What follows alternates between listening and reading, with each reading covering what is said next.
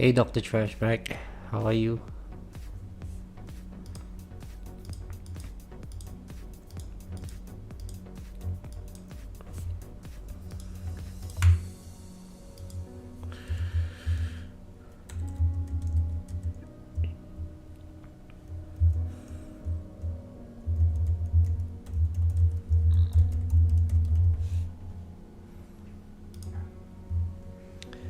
Oh, I will try. I always try to win Dr. Trashback, but I don't have the new module.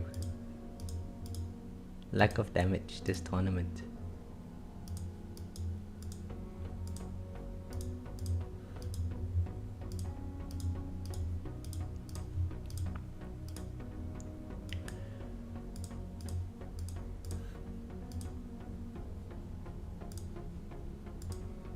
Hey Spartan, how are you? Wait. Oh, is this the first time you're on my stream?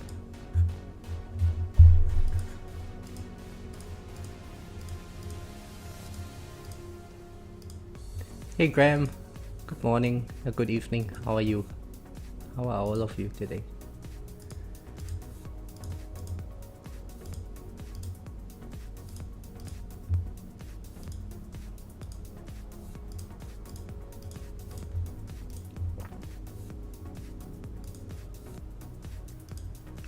Hey Doug, long time no see Doug, how have you been?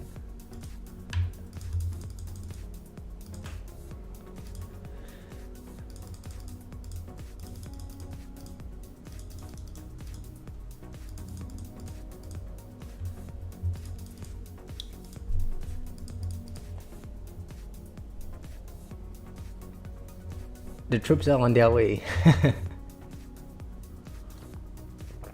Oh, congrats, Dr. Trashback! You got the new ancestral module to ancestral. How are you liking it?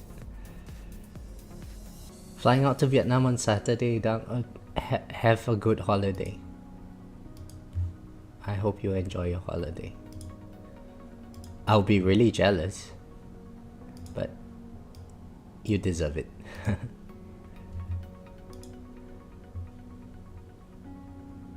Hey Jared, how are you? Got you an extra 1100 waves. Very nice, very nice. Alright, 1.45 level skip today. Let's plug in a bit more damage.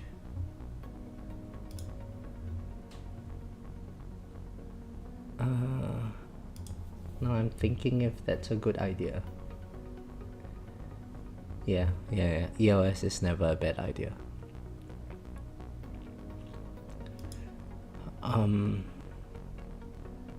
What else can I put?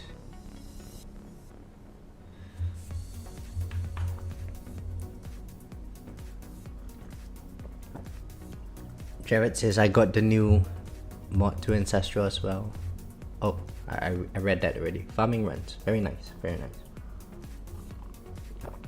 Alright, let's go another 5 levels into each of this, I guess.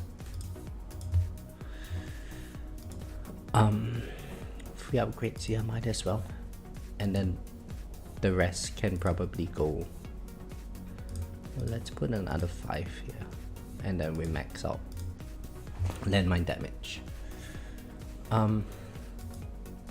So these are how the stats look like.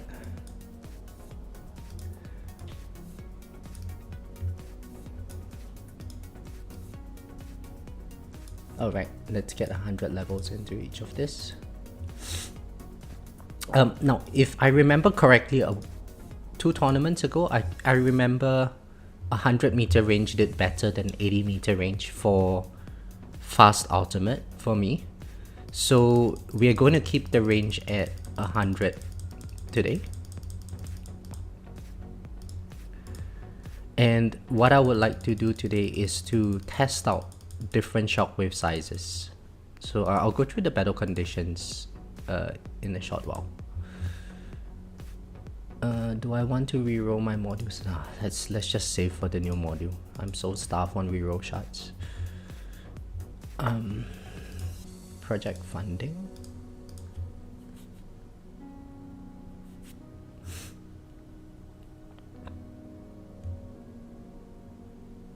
Death penalty. As you can see, I don't have mine at Ancestral yet. How much has it been? 9,000 ish gems, and I've got 5 copies of it.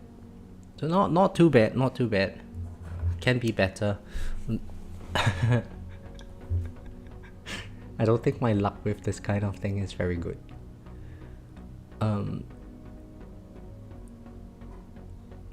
So I'm going to be using Galaxy Compressor, right? Which means... or should I use Pulsar?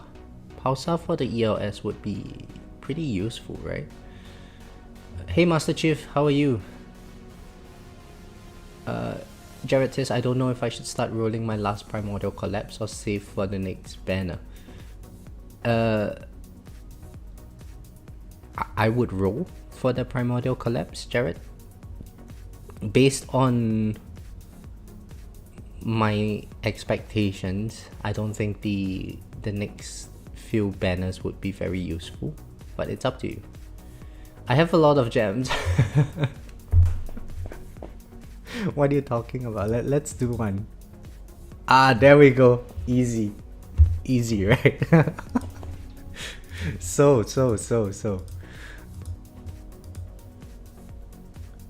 I need 2 more copies. I need 2 more copies.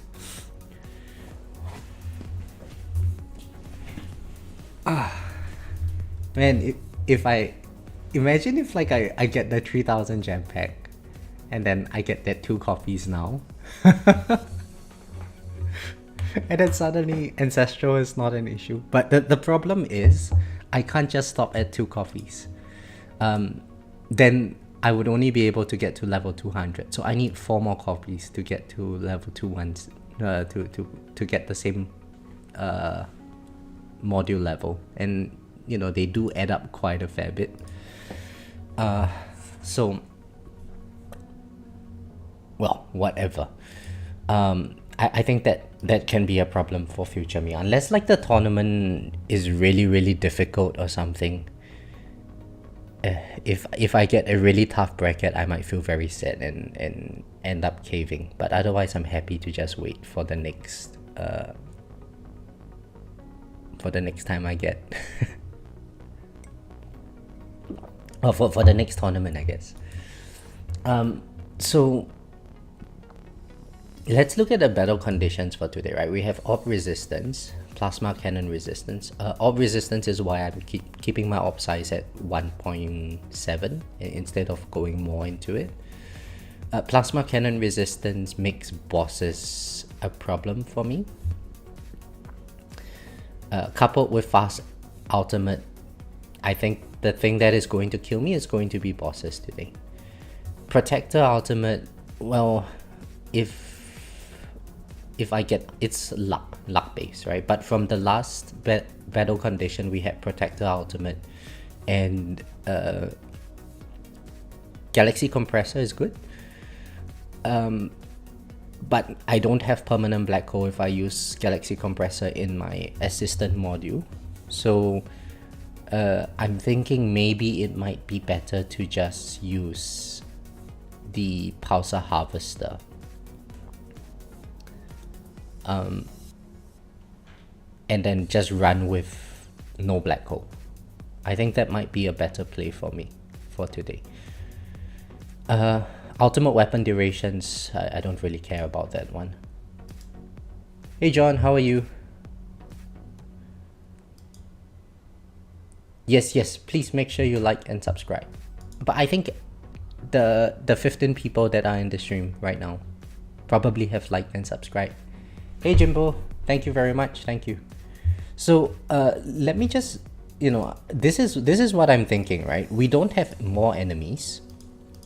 And in my tournament setup, I am not using, well, I don't want to use Wave Accelerator. Because I don't want more enemies. And I'm also not going, oh shit, this is my farming setup. So in my tournament setup, I'm not using Wave Accelerator. I'm not using enemy balance, which means that there won't be many enemies, there won't be many elites. And based on my understanding of the new module, it only gives you the damage buff if you kill bosses or elites. So, you know, in the later part of the run, yes, I would be killing elites, but I don't think it's going to be permanent unless you use like enemy balance mastery or something and get to quite a high level. So I think the benefit of this amplifying strike would be somewhat muted in tournaments unless you have enemy balance mastery. So, you know, I'm not too worried about not having it for today's battle condition just yet. But instead, what I would like to test today is 2 sets of runs as usual. But in the first set, I'm going to be running with, well, in both cases, I will use 100-meter range. One, I'm going to max out my shockwave size, and another one, I'm not going to max it out. I'm just going to keep it around where, you know, maybe slightly beyond my tower range. And the idea is that if I were to max out my shockwave size, hopefully I get more stuns, push the enemies further away from my range line. But at the end of the day, all the fast enemies, they're just going to be around my range line. That way I can just sort of do some juggling and let Poison Swarm take on the basic enemies and so on. And that way my orbs, I can sort of put them where the bosses would be held by my energy net and rely on some orb damage for the bosses. My mod has the old description. You are right. Let me update my game. Where is it? App Store. See, this is how little I check in on the game. I basically just check back every 2 hours or so, and then just click on the gems, and that's all. I think the new module will be great for those who aren't reaching the end of intro sprint, and you can get a boss away. Yeah, probably ecliptic. That makes sense.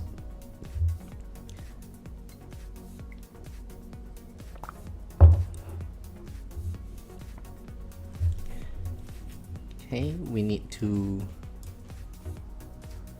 restart the tower.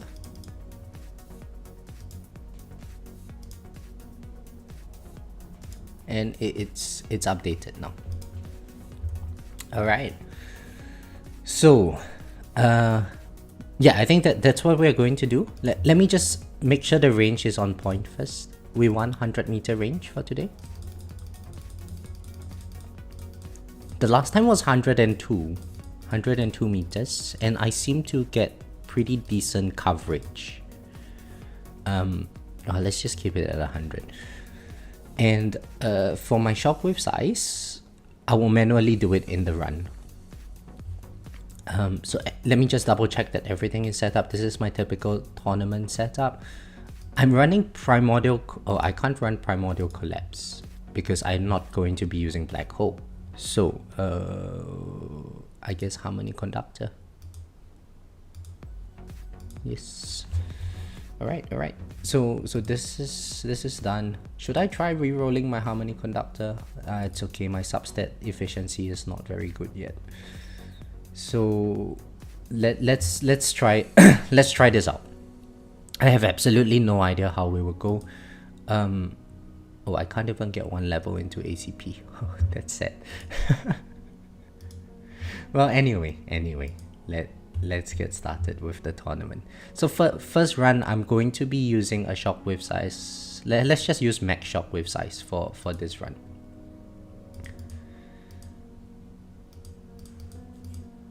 So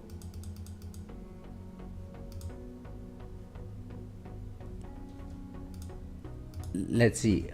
John says grats on wave 100 plus. Can I make it that far? So I got an extra level into my ELS today. I'm really happy with that. We are now at 1.45, I think.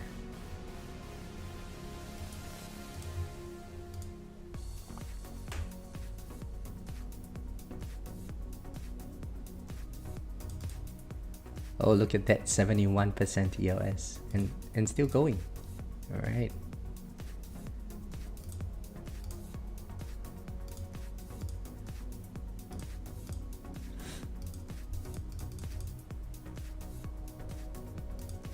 You're earning around 2 quintillion coin a day now, John. Wow, nice. I don't know how much I'm earning actually. I didn't bother tracking lately. But I think it's somewhere in the like 85 to 90 Q per hour kind of region. So this is done. Now I need to set my target priority. So there's fast ultimate, which means, you know, fast enemies go up top. Let's do fast fleets, bosses, elites, closest, and then down this way. Oh right, there's protector ultimate as well, so protectors have to die. Yeah, alright, let's do something like that. Ranged enemies, basic enemies, tank enemies, I think I should be able to just hold them at bay. So we have max shockwave size in this case. What I'm hoping is that my shockwave is going to push the enemies just to the edge of my poison swamp, and there will be a gap between the fast enemies and the enemies that are being pushed back by the shockwave size. Later on in the run, that will give me an easy time juggling the fast enemies. Oh, yes, and I need to toggle off black hole. I should have an easy time juggling the fast enemies, getting my bullets to bounce off them and proc chain lightning and all of that good stuff. Also, towards the end of the runs, I typically cannot kill the fast enemies with my bullet damage. So I'm going to be putting extra orbs just on the outside of my range line. That should help to trim them out over time, so that the mass enforcement doesn't go crazy. 80 to 95, 80 to 90 Q per hour. Yes, I think we are in the very similar position. So my lifetime coin 63. I feel quite guilty going for Spotlight Plus, to be honest, John. And the reason why is, you know, it's not as efficient as going for Econ, I think. And I'm taking away quite a bit from multiplier efficiency and substat efficiency here to go into Spotlight, which, you know, it gives me more burst damage and all, but coin is really good. But anyway, I'm committed. And hello, Maxwell.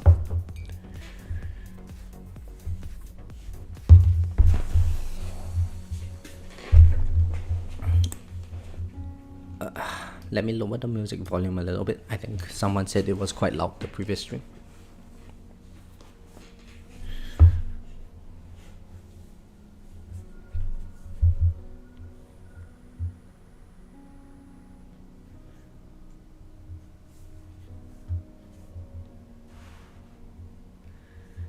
Yeah, John. So pushing Workshop Plus is huge. If you look back to when I was doing the tournament playtest videos until today, the only thing that I had upgraded was about 3,000 stones into Poison Swamp, just to get Poison Swamp Plus and a few levels into it. Everything else was just all into Econ. And my wave count got from like what back then I was barely able to make 1800. Make it through intro sprint, I couldn't do that. These days I'm able to, you know, get to like wave 2000-ish. And that's just all from ELS enhancement. So with the fast ultimate, I think I would end up taking a hit around the wave 1700 region, especially since there's plasma cannon and fast ultimate today, and Orb Resistance as well. So bosses are going to be a bit of a pain.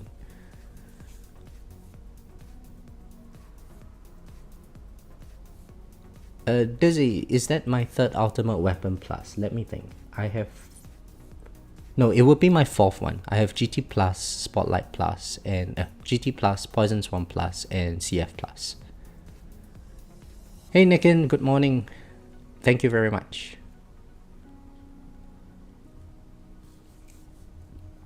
So I was thinking whether or not to do the tournament later today because, you know, I'm scared to click on this button. Shall we? Let's just bite the bullet and see how we are doing. Alright, let's see. Let's see from the bottom. This is okay. This is okay. Okay. Gillet is alright. Enchanter. Blackbart.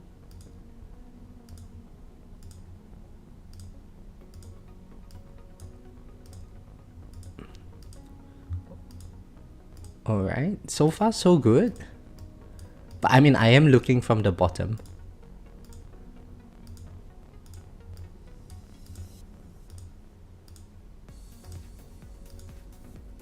Alright. Okay, so this guy is beating me. So currently we are going to be at rank 3. Yeah, this two over here will be beating me. Rank 4.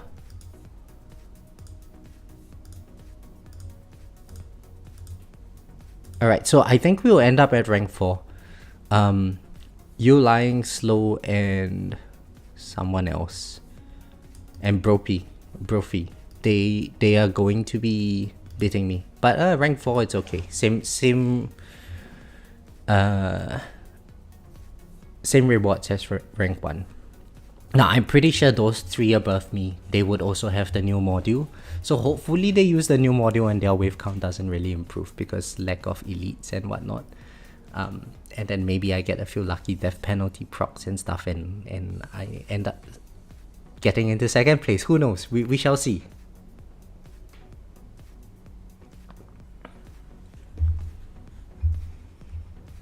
Oh no. Dizzy, would I do Poison Swarm third again? To be honest, no. But I would get Permanent Swarm and I would level up the Swarm stance. But Poison Swarm Plus takes a long time for it to build up damage. And it's great if you have a very well developed CF Plus.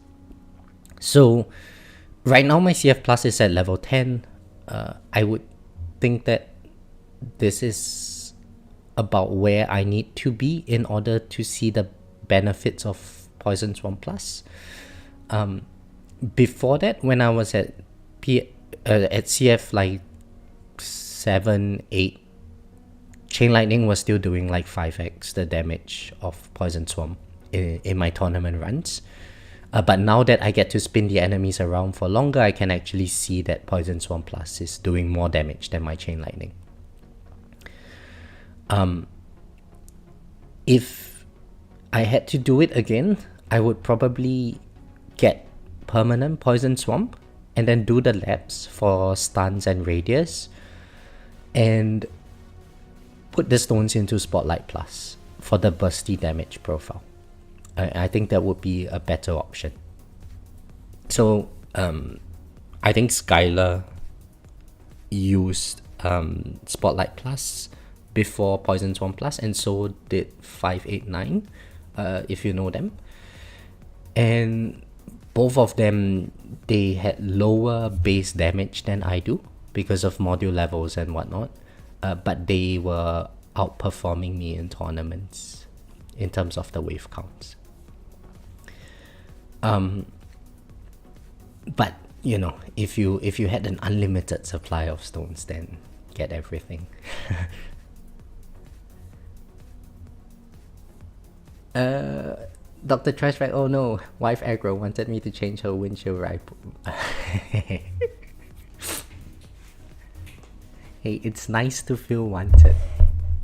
It means she cares enough to aggro you. Look at me, nobody to aggro me. Not say a very happy person. John says, besides good econ and really only CL build up, I can usually push around to plus minus 2400 waves. Yeah, John, I mean that's better than me in tournaments. That's very good. Well, I mean, I'm not good, but it's very good overall, right? We still get pretty decent stones and pretty good finishes in tournaments. If I want to go boom boom, I best get Smart Missile plus next.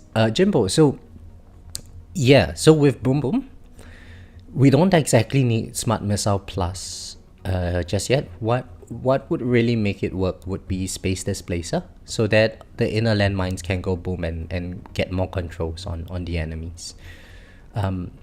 Smart Missile plus is okay, but there's a lot more avenues for upgrades in my Smart Missiles before I actually get there. So as you can see, I'm only at 11 quantity. I need to pump this up to like 20 or so.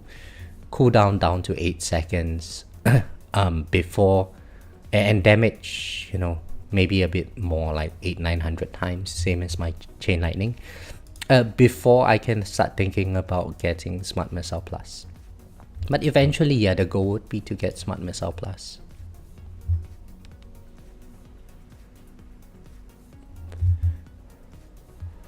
Nicken, did I receive a lot of notifications since the release of the new module? You purchased 9,000 gems just to get it to Ancestral. Total of 20,000 gems. Well, I received a few. I mean, I think some people would buy gem packs. I didn't, but you know,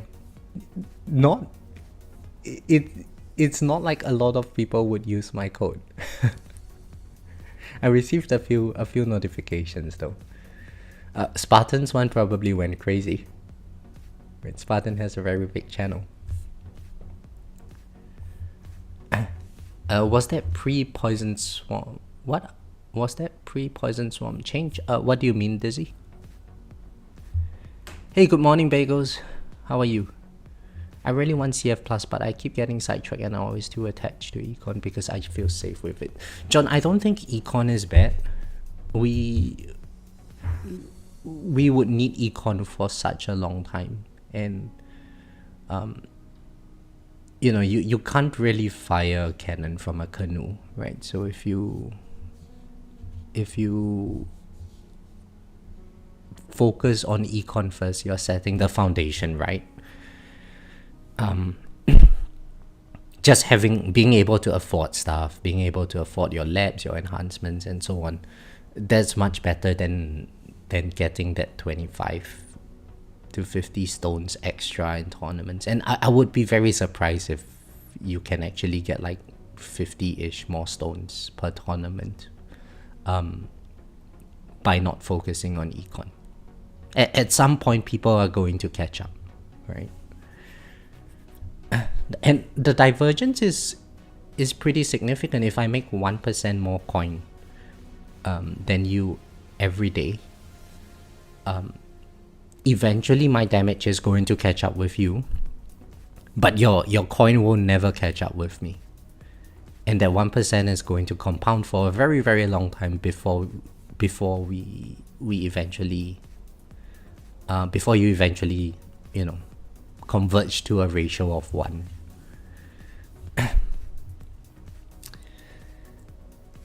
First time I reached champions in 4 months. Congratulations, Bagel. Rank 24th, probably rank 30th by the end of this tournament. Well, what matters is you reach champions.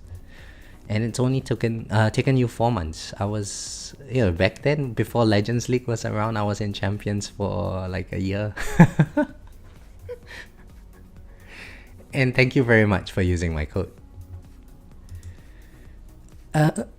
Can run wall fort lab continuously until it reaches trillion. Each level is increasing my waves by 100 or so. That's amazing, Bagels. At some point, the wall fort labs are going to be quite long. I think level 30, level 40 is probably a good stopping point for a very long time. I'm currently at level 40. Where does Spotlight Cloud... okay. No, this was after Poison Swarm changes. Before that, I didn't have any Poison Swamp at all.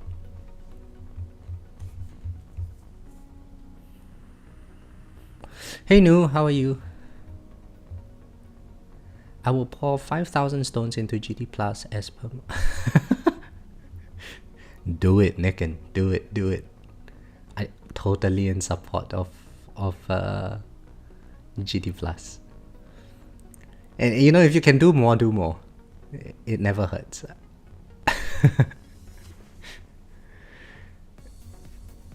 Took me 4 months because of the guides. Hey, that's amazing. I don't know if that's the most efficient. I think people can do it in 2 months now. So probably my guides are like 50% efficient. Yeah. So the way I see my account is more of like a guinea pig account. Like I just share what I've experienced, so that other people in the community can, not go down the same path as me. And right now, like Smart Missile Plus is not necessarily, or Smart Missiles are not necessarily in a very good position. But I don't mind. I'm still going to go for eventually getting development into my Smart Missiles, just because, people can see like how the performance changes if the developers do decide to buff Smart Missiles in future. And maybe they just like the visuals and stuff, and that would nudge them to get more development into Smart Missiles and so on. I've never really been someone who cares very much about like tournaments and so on in this game.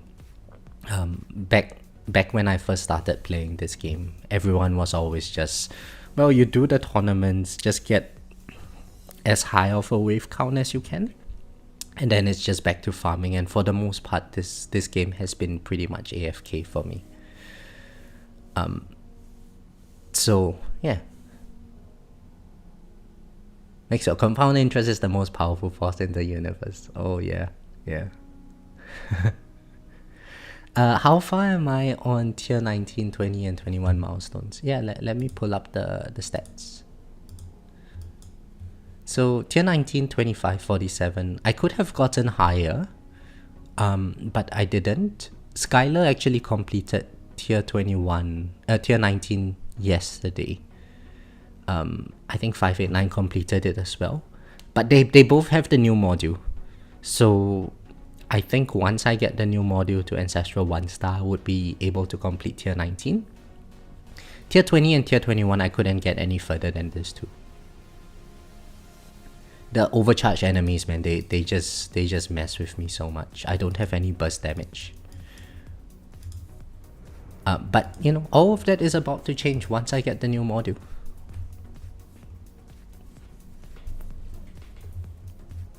Hey Lalis, thank you very much. No, I'm great. Just woke up this morning. I was thinking whether or not I wanted to do the stream now or later tonight. But lately I've been really busy with research and stuff, so I think I'm just going to do this, go for my run after this, and then get on with my day, and I'll probably be working till quite late today. Definitely not the most efficient. I never bothered with effective path, research what I want, and I just have lap speed on perma. Yeah, Bagels, I mean that is the most important thing in this game, right? We should, pathing and all, it's great, but we should all just play the game the way we like it. No point, you follow a guide to the T, and then it loses out the joy of you just experimenting on your own. And a lot of people, especially like in the when they first start this game, they're really afraid to make any upgrades, just because they're afraid that they pick a wrong upgrade or something. In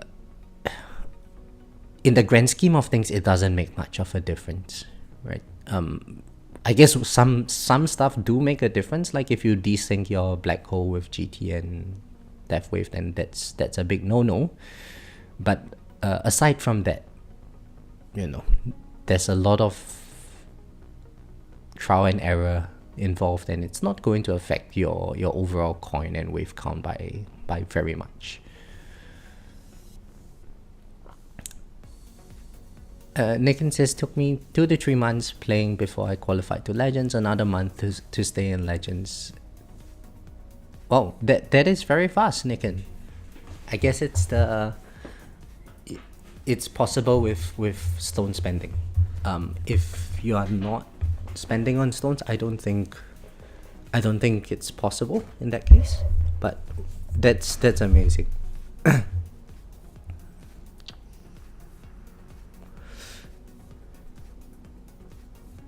Graham says you guys can watch me boom boom. Oh boy. I'm not sure how I feel about that. I get performance anxiety.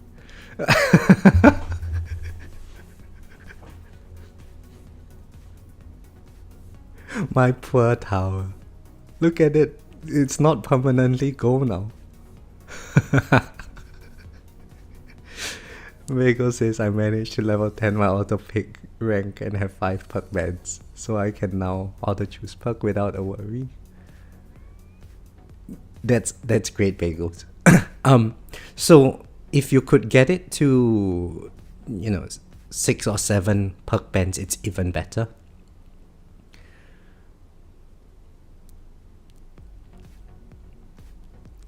This game has very little interaction after clicking start battle, following an Excel, and what you upgrade doesn't really make sense for me. Yeah, so this kind of game, because it would also attract people who are very into numbers, right? There are people who want to track efficiencies and so on. And, I think Sky is probably one of those, which is why the Tower 2 has so many good features available. For the new modules, giving me more waves for farming. It's still running. Once I die, I'll know which better. Yeah, so from what I hear, Dr. Trashback, everyone is saying that it's giving them more waves, the new banner. Definitely you would get more waves. In farming, it's going to be great, right? More waves at peak coin, it equals to more coin overall.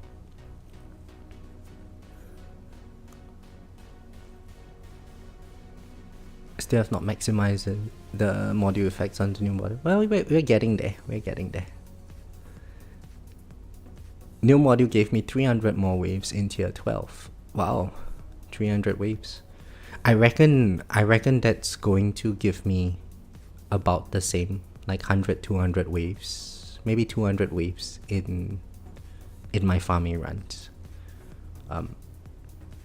Now I couple that with Spotlight Plus, and then I think I'm going to get like 1,000 waves more. Everything is just going to crit.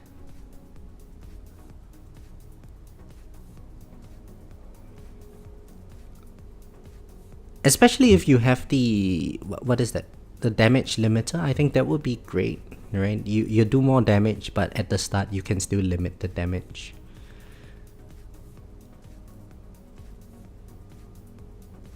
Now if I get 5x damage when I get a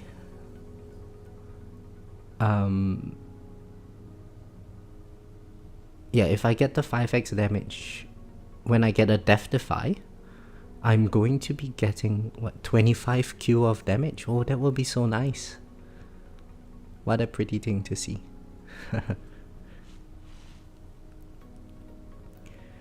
Probably buy more bands when I can 4x speed on my labs. Yeah, bagels, yeah. Makes sense. I mean, sometimes all it takes is for you to experience one run where the coin trade-off perk just doesn't appear. And if that happens, that's going to be enough to motivate you to spend 14 days of your life leveling up that next level.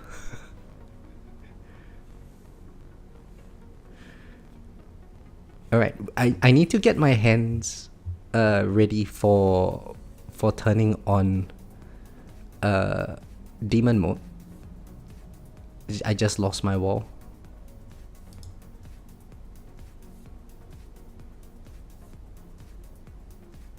But so far so good, right? I think it's very good controls that I'm getting so far.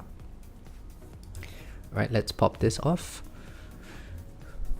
So I managed to make it through intro sprint without any issue, I think. At 1900 I'll probably, maybe 1850 I'll turn on my nuke, so that if ranged enemies do get close, at least they won't have a chance to shoot me before I kill them.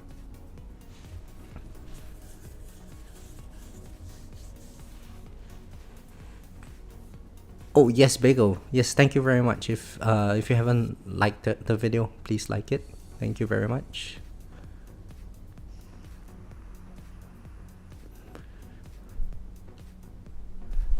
Nikin, yeah. So crit chance. On my Astro Deliverance, I actually do not use crit chance. I think crit chance helps with the ultimate weapon damage, but it shouldn't really matter too much. If you're using Astro Deliverance, bounce shot chance is going to give you more consistent damage and higher damage in terms of your bullets. And also your bouncers get more chain lightning procs off them, I think, which should hopefully give you even more wave count. What are the optimal substats for the new cannon? Graham, it really depends on what kind of progression your tower is at. I wouldn't say that the cannon substats are highly influential. I mean, crit factor, super crit factor, super crit chance, crit factor, they are all good. If you have Spotlight Plus, then damage per meter is great. If you have Poison Swarm Plus, Ren Armor Multiplier is great. Attack speed is never bad.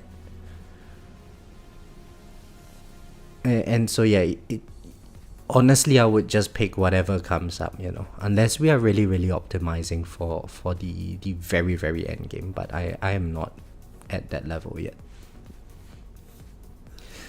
So with like 71.5% ELS today, let's see, at this stage the overcharged enemies are just doing 9 trillion damage.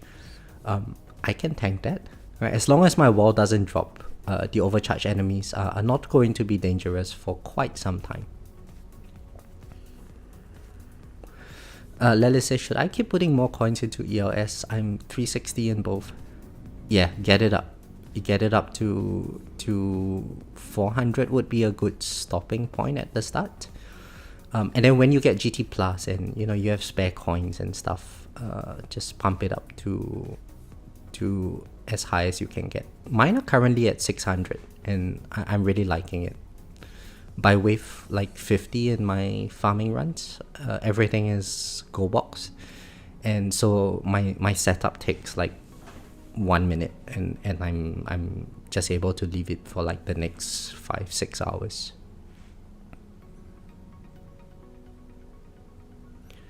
You're using the new module and not Astral Deliverance. Yeah, so bounce shot chance is going to be good for the new module as well, because I mean you get more damage. And the way bounce shot chance works, is each time you hit an enemy, you get, in this case, like a 70% chance that the shot would bounce to the next target, up to a maximum of 8 targets over here. So bounce shot targets is good if you have very high bounce shot chance. But if you don't have the bounce shot chance, then bounce shot targets really don't do very much.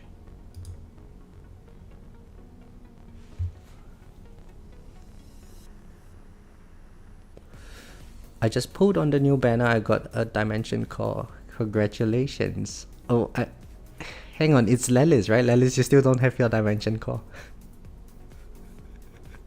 Guess where it went.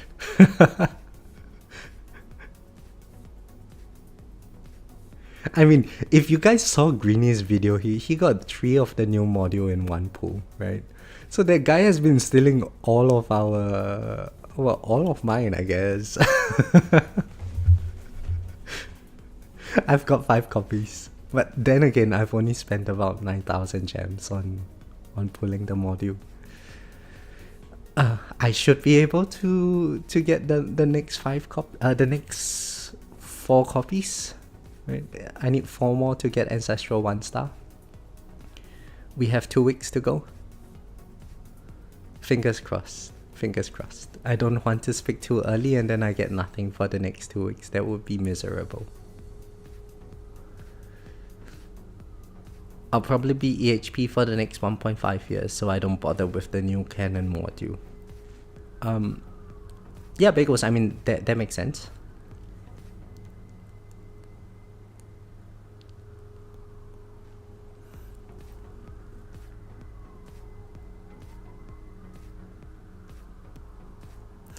So, you know, yesterday, let me show you guys this.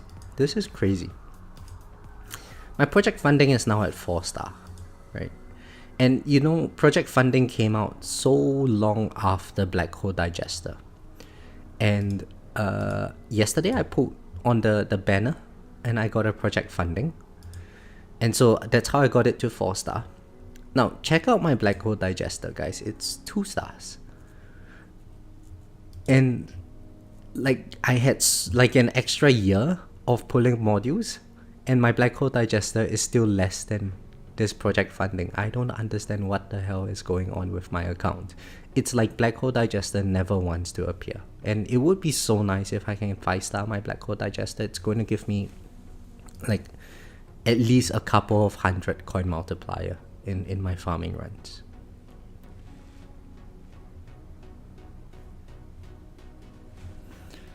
Look at that, John. I was able to get it 5-star with 19,000 gems. Not so terrible. Oh, 1,000 waves on tier 16 farms. Okay, okay. So it seems like it's very good. I got 11. Man, I don't want to tell you guys about my module luck anymore. It makes me feel very sad when I see how easy it is for you guys to get modules. Don't forget the last module, Primordial Collapse. That was 17,000 gems for 8 copies for me. And this one, I've got 5 copies with 9,000. I thought it's a pretty good increase already. And look at that, 8,000 gems and 11 copies.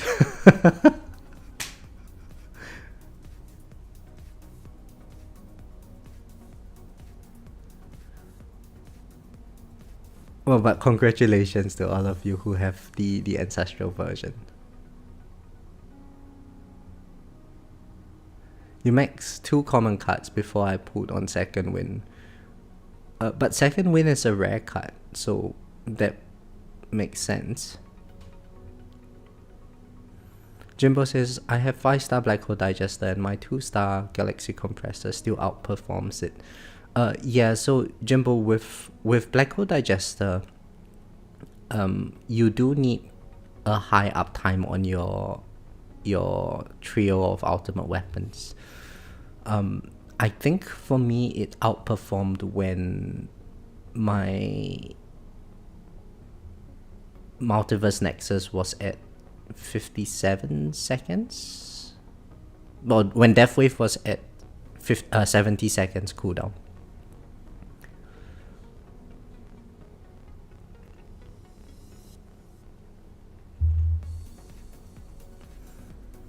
Hey Shinobis, how are you? I'm good, thank you very much. I got my first copy of Astro Deliverance today, but no well, that is on the bright side. Dimension Core is not going to matter for a very long time. I think you can get away with like Primordial Collapse as the mod for a while. And you know, if you use Primordial Collapse and Harmony Conductor together, it's going to make you very, very strong for EHP for quite some time.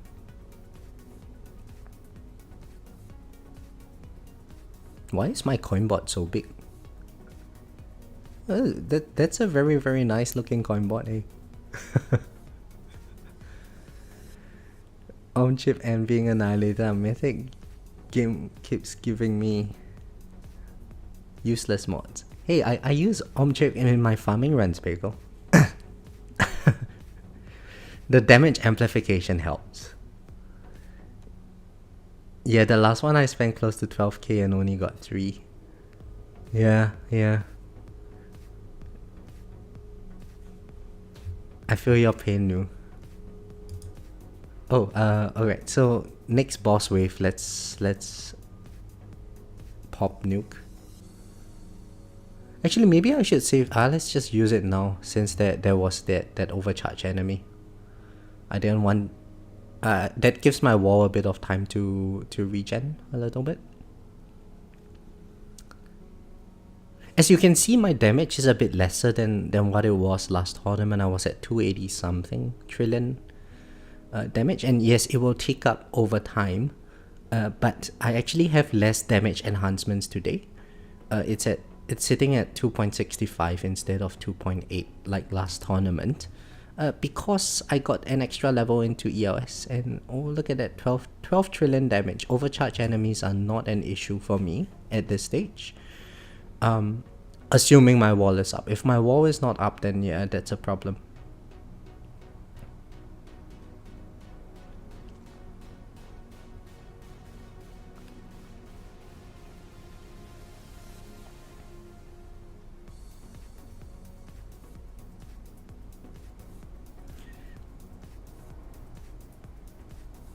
Trying to honestly, I always get more excited during these banners to get copies to 5-star other mods than I do. yeah, John, that makes sense, right? Like I would like to, you know, I don't mind that my project funding is at 4-star now, because when it gets to 5-star, and I will get it to 5-star if I get enough copies. When it does get there, then whenever I pull generator mods, it's more likely I get Black Hole Digester. That being said, I have pulled 4 Singularity Harnesses and 4 Galaxy Compressors, even though both of those 2 are at 5-star. So I've shattered 8 generator modules already, and my Black Hole Digester is still at 2 stars.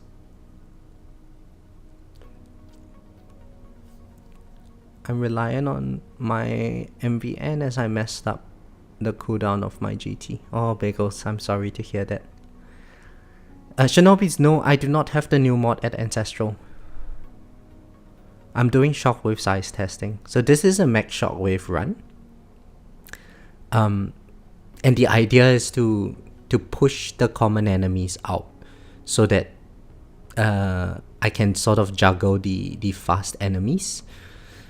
And let my Poison Swarm try to stun more of the enemies further out from my tower range.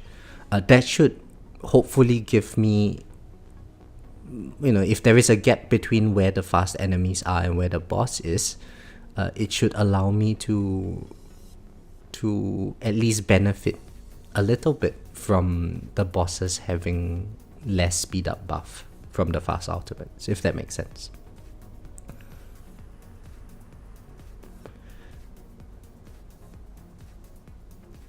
PC is Ancestral, but I'm using it for farming. But now that I've got MVN Ancestral, I think it's better to use it. There is only one way to answer your question, Lelis, and it's not from me. I'm not sure. I'm not sure how it is to your tower, but you have to test out both versions and see what works best for you. My guess though is that MVN is going to be better for a while. You will probably get more wave count, but wave count is not the most important thing in farming runs. It's how often your ultimate weapons proc. If none of them are perma.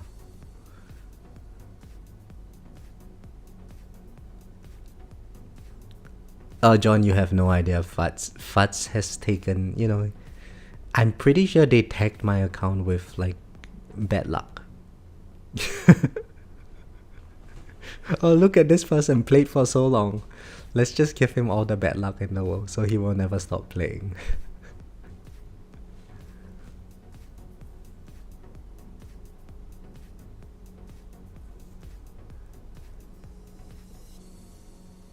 My shockwave frequency is maxed. It's at 9 seconds, Shinobis.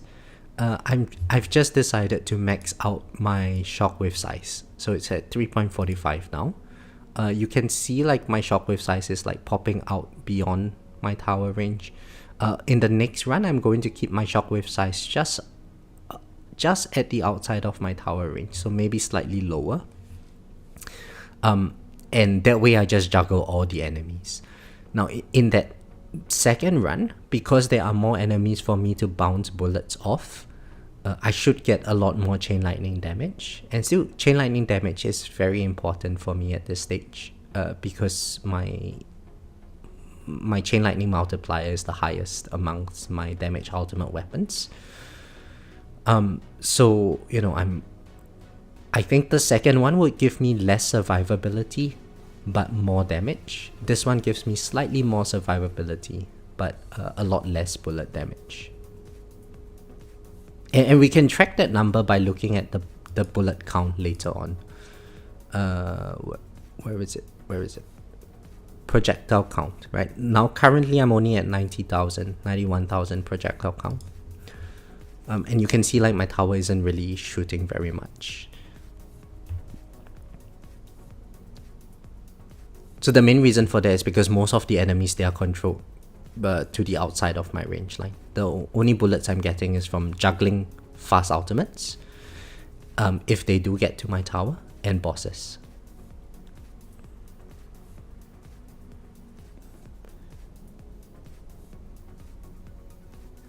Yeah, there is a 1 second shockwave cooldown from the vault. I think it's in the power tree. Hey Gem Forever, how are you? SS module, yeah, so I have the shockwave frequency over here, but if we have a look at this tab over here, shockwave frequency, wall rebuild, chronofield speed reduction, and ILM, you can't get double of them. So don't roll double shockwave frequency, don't roll double wall rebuild, and so on. Which means that when I get my space displacer unlocked eventually, I would probably roll off, or try to roll this into, or maybe roll off the knockback force and roll it into landmine chance for the increased landmine chance, and then get like shockwave size on both of these two submodules to get even larger shockwaves.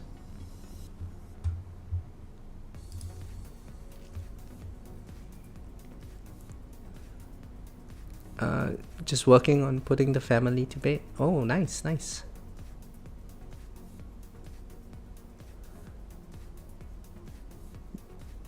Yeah, so just need to bear in mind, like when you're rolling your sub module effects, you actually have to sit down and think about which substats you want on both of them. And another thing is because we are going to be kept by which slots we get the substats on.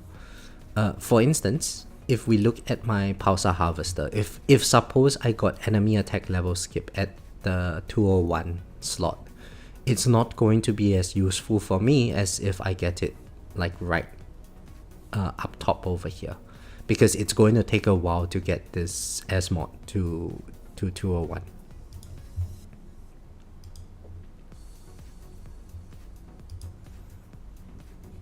Hey Casey, how are you? How is the new module working for me? It's working its way out of FUD's nether regions at the moment. I still haven't gotten mine to Ancestral, so I can't use it.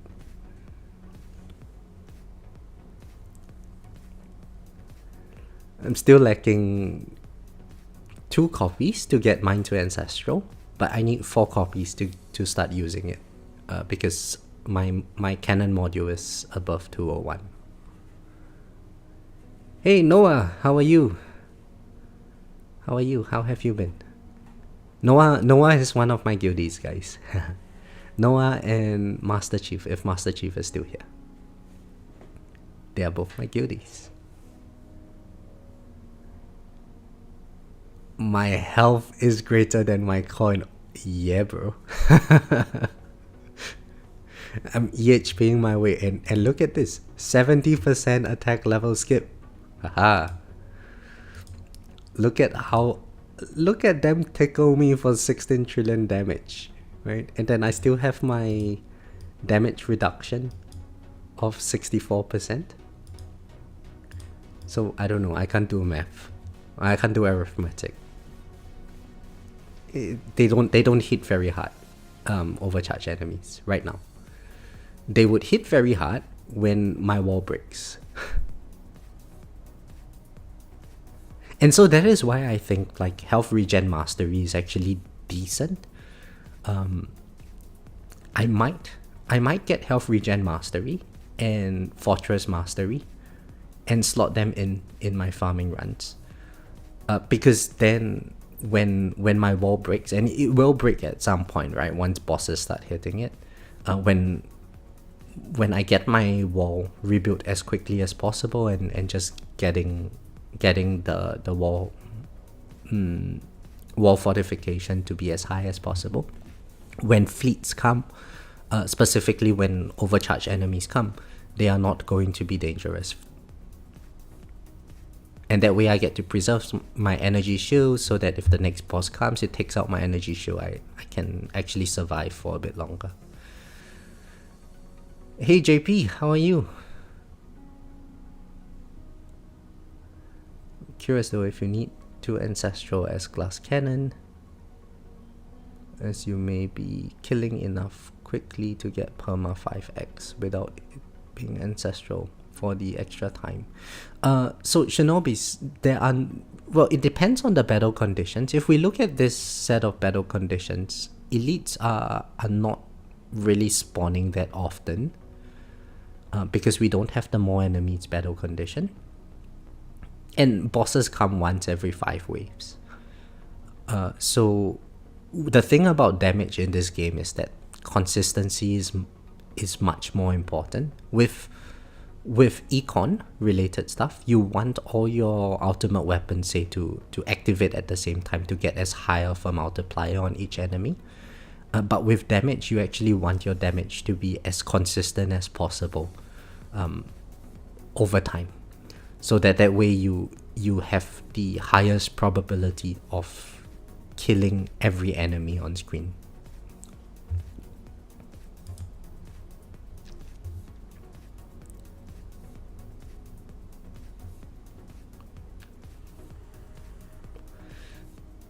Hey Jonathan, just did my second legend tournament, only got to 150 waves. Congratulations. Yeah, Jonathan, Legends is a different game altogether from Champions. What worked in Champions is not going to work in Legends at all.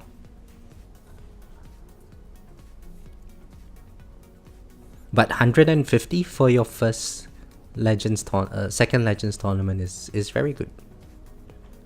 But I mean, for the time being, enjoy how short the tournaments take for the rewards that you get. Alright, overcharge enemy is here. Yeah, look at it tickle me for a little bit. Oh, it's starting to hit hard now. Okay, you need to die, buddy. Alright, there you go.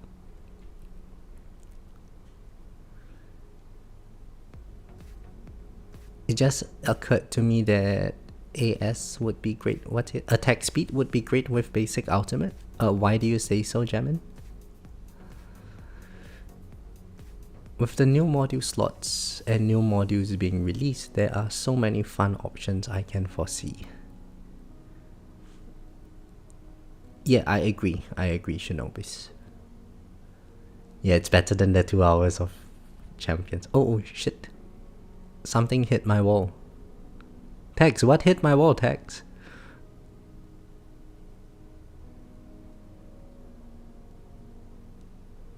Oh, amplifying strikes. Yeah, amplifying strikes will be great with basic ultimates or more enemies, or if you use enemy balance mastery. Those are going to help with the consistency of the damage. Tex went to bed. Oh no.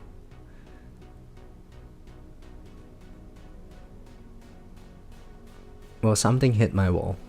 Oh, there goes like my 1.5 Q health.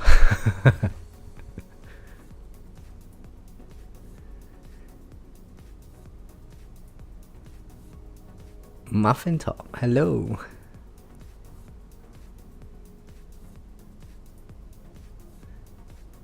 Casey, I'm back to being loyal to Glass Cannon again. Look at that. Wall health less than coin.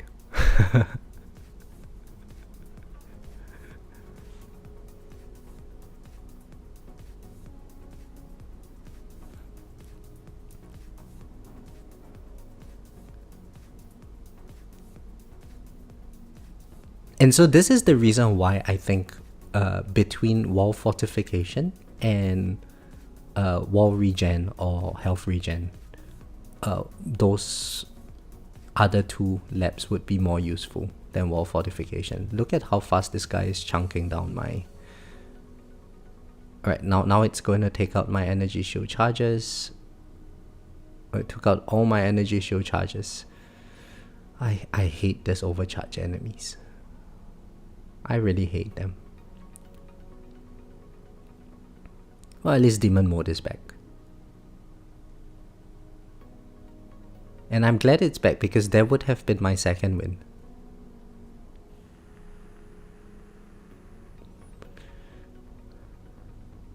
Now see, in a situation like that, if my shockwave size was just at the edge, there would be a lot more enemies for me to bounce shots off, and that overcharge enemy would have died a lot quicker. So I guess that's why shockwave size would be, or having a smaller shockwave size would be, in some sense, more, less survivability, but allows me to potentially go further in the tournament run.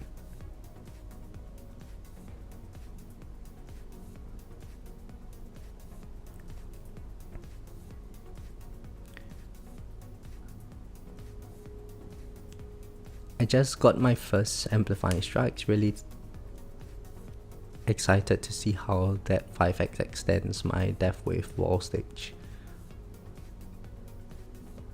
So Muffin, I don't think it would matter very much, because in the early stages of the run, you don't actually get many elites and many bosses. So the ability for your Death Wave to stack up is not going to be very pronounced, I would say.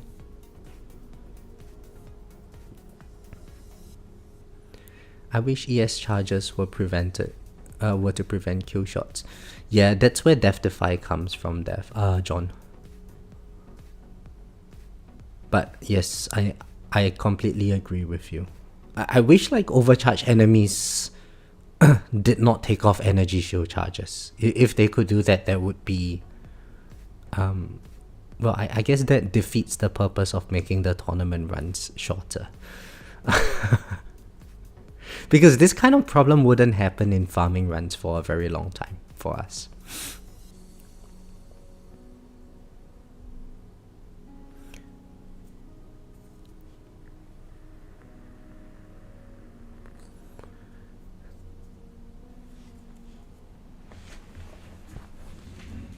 Oh, 1 second.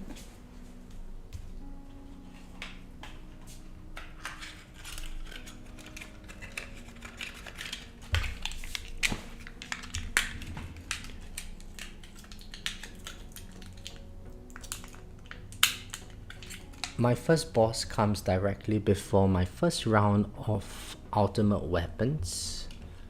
I'm almost positive the first wave will get the damage. I see. Well, I mean, I'll be interested to know how much it extends it by.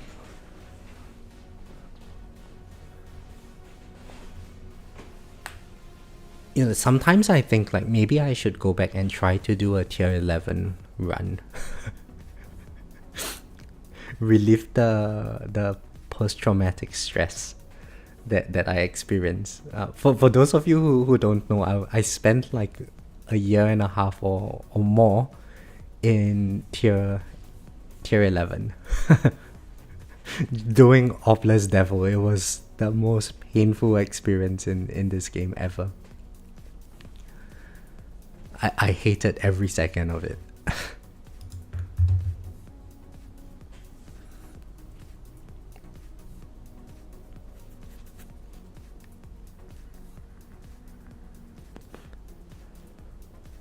And so like if you look at the channel and there's that video I made on the transition from EHP to Glass Cannon,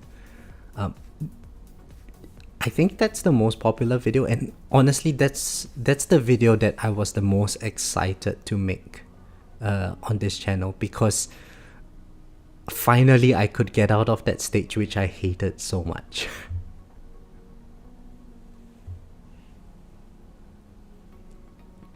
Free up mastery makes it amazing. Yeah.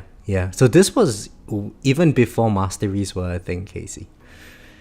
It was painful. It was a very very painful experience. I would spend like 4 hours at least every day just checking back on my phone regularly to, you know, like every 5-10 minutes to get like that one click of ELS. It was the most painful thing ever.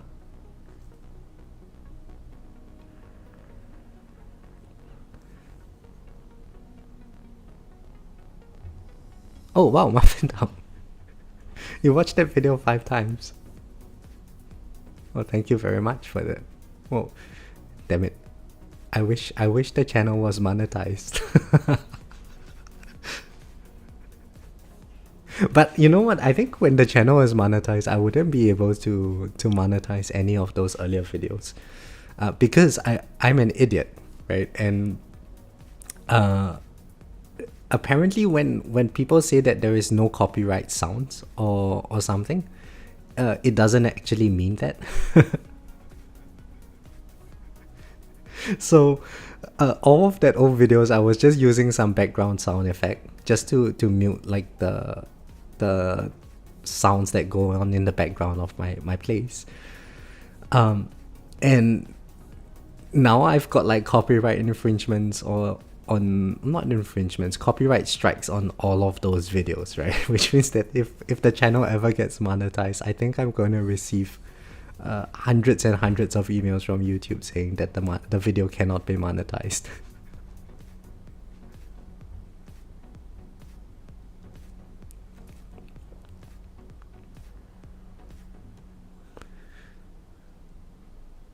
Damage slider is, yeah, it's an amazing quality of life improvement. Alright, overcharge is here. Alright, we killed it. Doing good, doing good.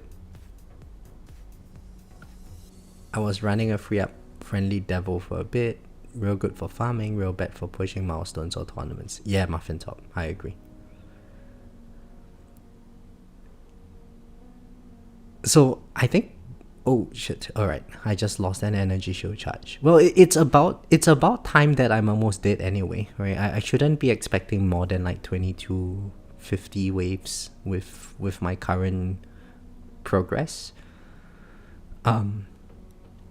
So I think around the time where I first met JP, right? I'm not sure if JP is still here, but I used to like to see, oh boy, alright. I used to like to see JP's streams or on Discord. And the reason for that was, you know, in terms of the account progress back then, we were about 5-6 months apart. And back then I had already transitioned into glass cannon farming, and he was still doing like the tier 11 EHP farming stuff. And you know, I told him one day that, oh, you know, JP, I like seeing you guys do tier 11 stuff because it reminds me of all the pain that I had to go through that I no longer have to do to go through anymore. And he didn't really understand it, but then now JP is also doing like glass cannon farming, right? And he will never go back to those days. Yep. Now you look at people do tier 11 farming, JP, and I'm pretty sure you feel exactly the same thing.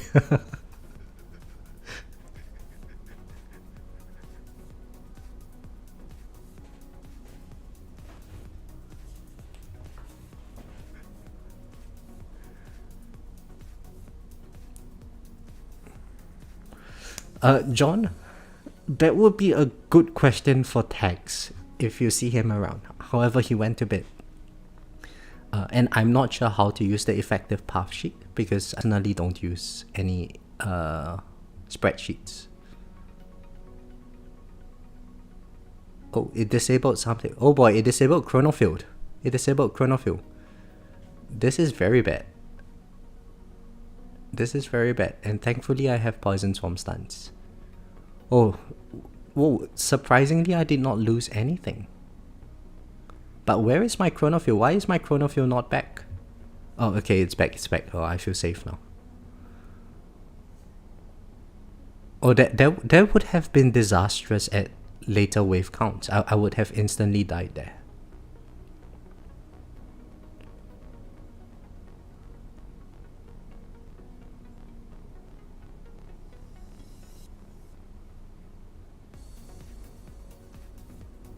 I'm still wildly early, but that video has a lot of info that helps me at my stage and I can't find it anywhere else. Oh, thank you very much for that, Muffin Top. So that's actually why I created the practical guide series. It's just to give people an overview of like the questions that you should be thinking about when you are at various stages of progression. It's very difficult in this game to, you know, if you just relied on a spreadsheet for everything and didn't understand the various mechanics of the game, it's very difficult to progress and know what to do next. And then suddenly, you know, you would be like at every stage of progression, you'll be like, okay, what do I do next? So it's better to just understand the basic concepts. And then you make your tower the way you want to play it, right? If you think that you want to you know, boom boom, just go boom boom.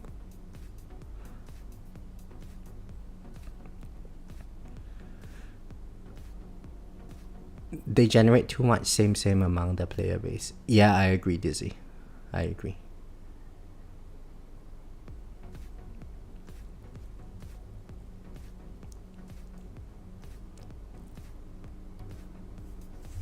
Oh no, Casey, what happened?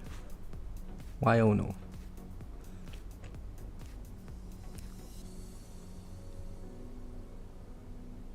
But hey, you know what? I took away from that saboteur enemy disabling my Chronofield.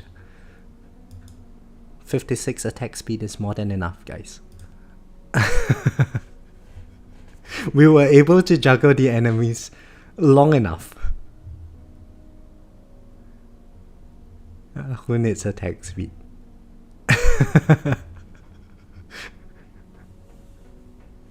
Look at that! All the smart comments coming out now. Now that my chrono field is back.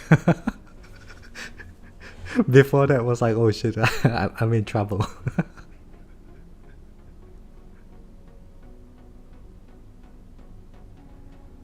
Right, we lost an energy shield charge there. That's fine.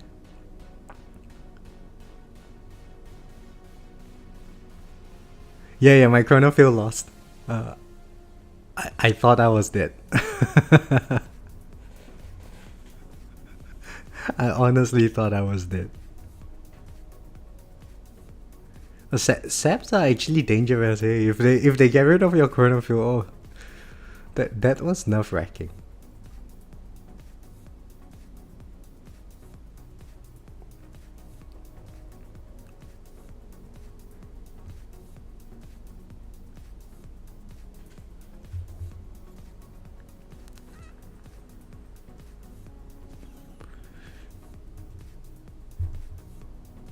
Yeah, so this boss that just died, this was a good example of why, like, having the shockwave size far out, it kept all the fast enemies far away. So the boss was actually moving at a slower speed when it was at my op line, and that allowed me to get that extra bit of op damage on the boss.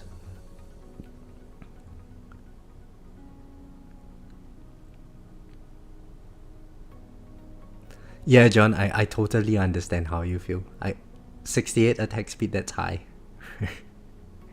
they are now like 90 to 100 attack speed. And I'm pretty sure that it would help because where I'm at, we are not at max spawns in the tournaments yet.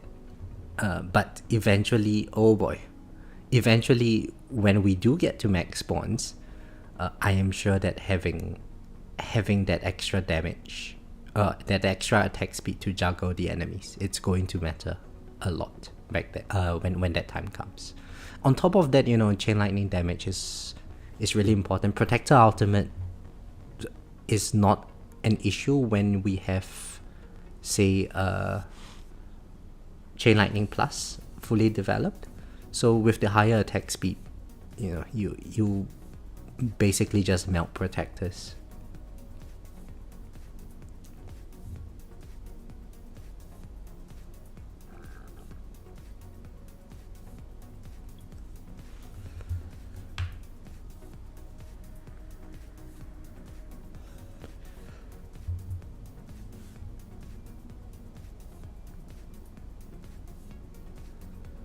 Don't have any investment with poison swamp or smart missiles.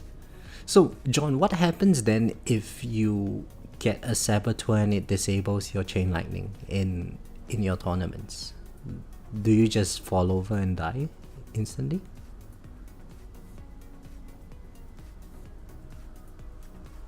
That's something that I was curious about.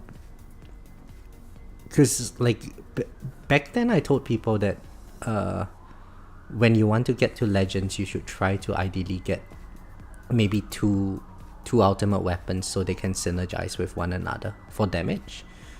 And I thought that would have been even more important with, oh boy, that would have been even more important with the saboteur enemies coming into play now. Right, so 2300 waves, I'm no longer able to kill the enemies, but it's still an improvement from the last fast ultimate battle condition. ELS, that extra 1% of ELS has gotten me to 2300.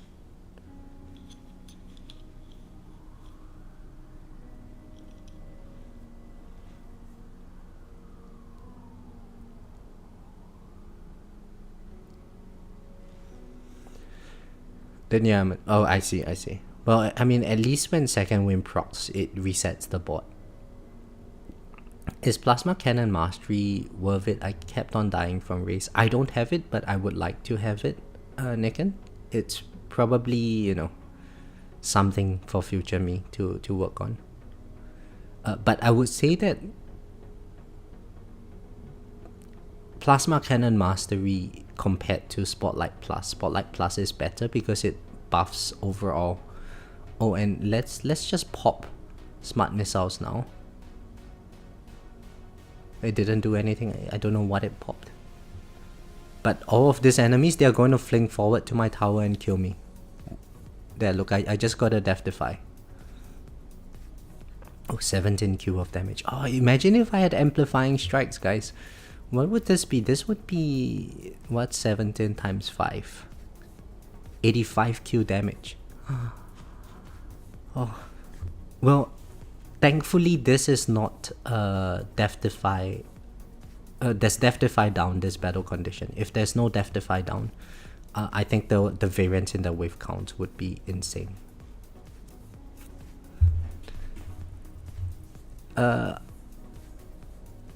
Arthur, what is my landmine radius? It's maxed out.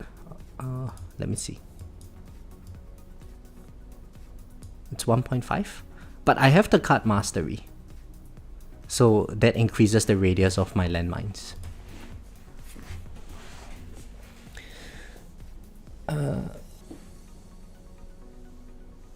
Zoid, do I have Death Ray mastery? No, I don't. I actually don't have many masteries. Everything over the past few months has just been focused on GT+.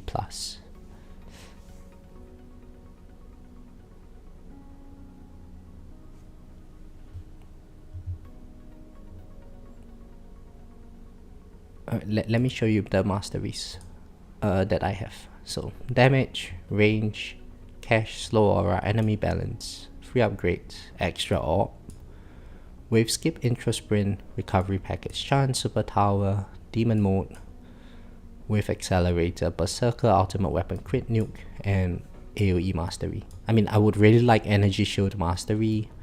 I would like Death Ray mastery, energy net mastery, landmine stun mastery, plasma cannon, crit chance, attack speed, health regen.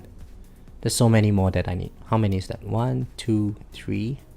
1, 2, 3, 4, 5, 6, 7, 8. 8 more masteries before I would be happy with my mastery progression.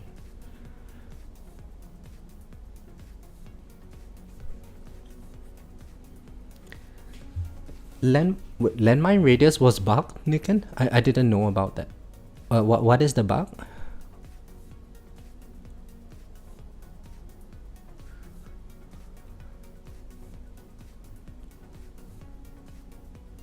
Oh, this boss. This is second win.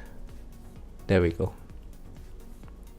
So that was one of the issues with Protector Ultimate, right? And that happens in my tier 17 farming runs. If I try to do a tier 17 farming run, basically when a Protector Ultimate comes, everything, all the tank ultimates, they just swarm to my tower and then it just takes out everything instantly. And then the next Protector Ultimate that comes, it just kills me. So I need a better solution to Protector Ultimates for tier 17 and above. In tier 16, I can still get away with it because there are no tank ultimates or other sort of enemy ultimates in tier 16. So even if there's Protector Ultimate, the only thing that really hits me is the boss. The boss just comes and takes out an energy shield charge, and then, you know, I'm back to business as usual. It's not an issue. But tier 17 and above, it's a big problem for me.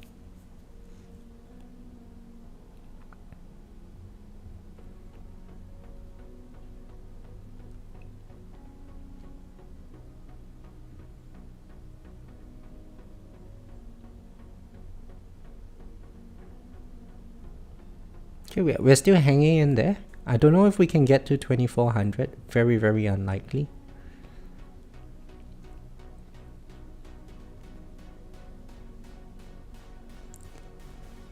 Hey Luan, no black hole activating.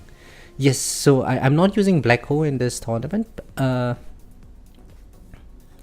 mainly because... Oh, I died.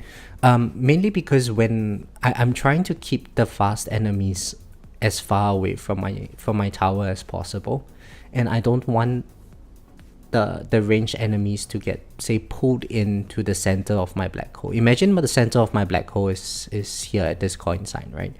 If the ranged enemies get pulled in, and then my black hole falls, and then suddenly the ranged enemies are going to be able to shoot my tower. So I'd rather just keep all of them far away from my tower range, and let my death ray just kill them instantly. So let me just make a note of the projectile count.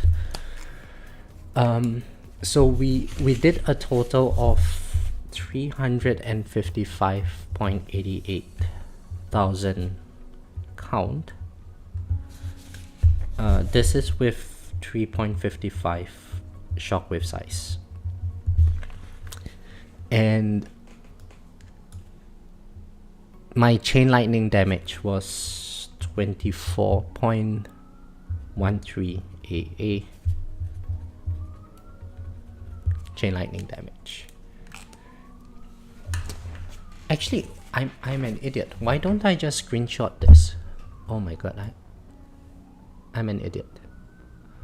Okay, let's screenshot this.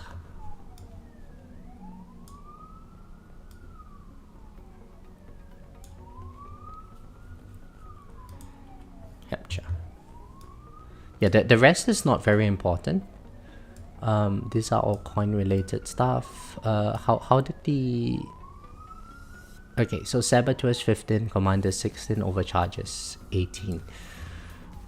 Currently at rank 2, surprisingly. I don't think I'll hold this for long. Brophy and Slow will catch up at some point. Ooh, look at that. We are very close to you lying, but I think he's going to be much more progress than I am. So let me actually check the tournament performance of these three individuals to see if I can better predict where I would stand based on the last tournament. So let's search for UJ.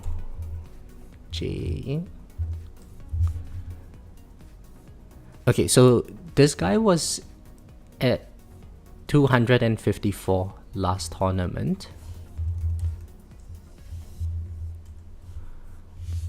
For context, I was at 326, so this guy is about 70 positions ahead of me. He's probably still going to climb further. Let's look at Brophy. Brophy was at 165 last tournament, so he's going to be probably placing first place. And then Slow. Slow was... Oh, okay, Slow actually didn't do very well last tournament, which is very surprising because he gets to wave 5100 in his tournaments. Now, I have a suspicion that Slow is just one of those very good players. And he is probably farming tier 18, given his relic count. So he might have just gotten a very easy bracket last tournament and he just did enough to get to first place. So he might do a respec and then he would just top everyone. But currently the way it's sitting, it's Brophy, UJ Ing, and myself. But most likely I will be in 4th place. Yeah, this guy, I'll beat him. So my landmine radius is still tiny. I believe the explanation is workshop landmine radius is using the landmine radius. Workshop landmine radius is using the ILM radius. Oh, I see. Yeah, probably. My ILM radius lab is maxed out. I see what you mean. Do I have broad presets? No, I do not. I do not, John. Alright, so for the next run, come on, let's get 2 lucky pulls now. Not every day is Sunday, huh? Alright, let's do the second run. We start the battle. Everything would stay the same. The only difference in this run is I would put my shockwave size just slightly, just where my ops, my extra ops are at.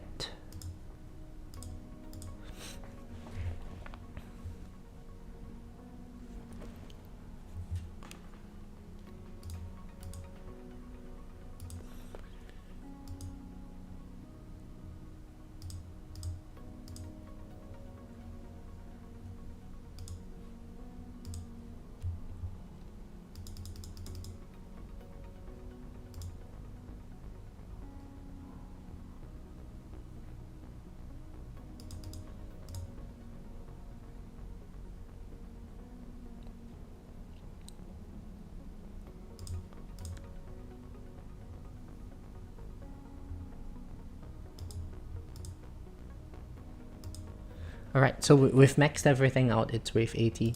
Now I need to adjust my shockwave size. Need to see where the green line ends.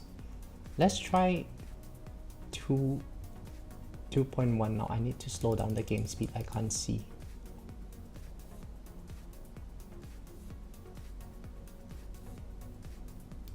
Let's see, 2.2 times is still too fast.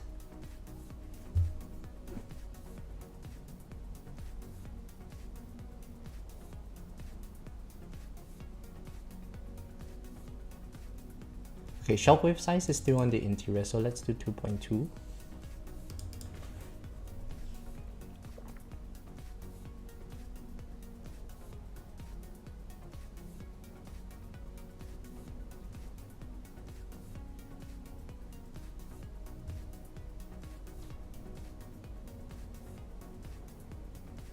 Still on the interior, so let's do 2.3 now.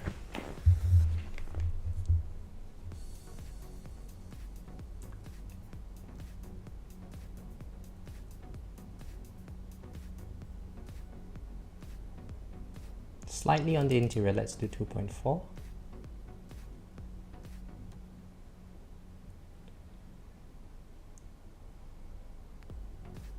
Still on the interior, 2.5.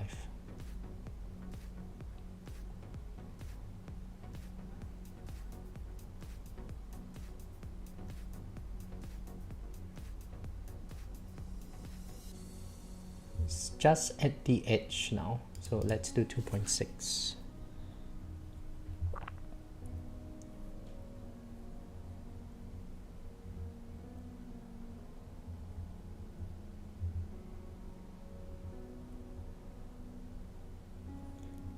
So I actually want to aim my shockwave size to just be able to touch the overcharge enemies where they stop at. Maybe 2.7 then.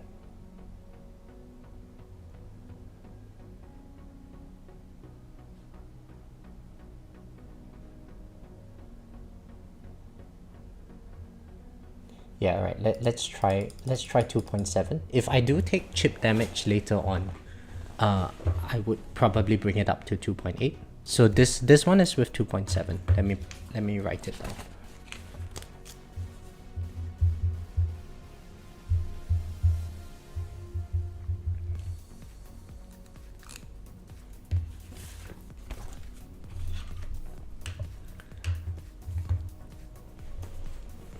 Now, my expectation is that we would be able to kill overcharge enemies a lot faster this run. And we would have a lot more chain lightning damage this run.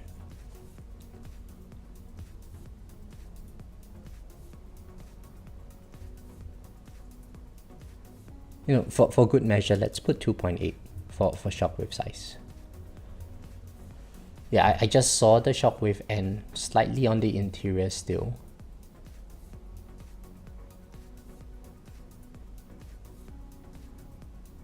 It would be easier to see once my death wall breaks.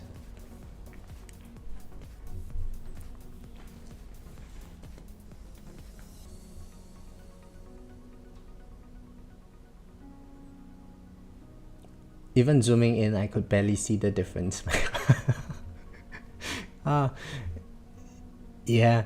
I mean, there is a lot going on in my screen at the moment.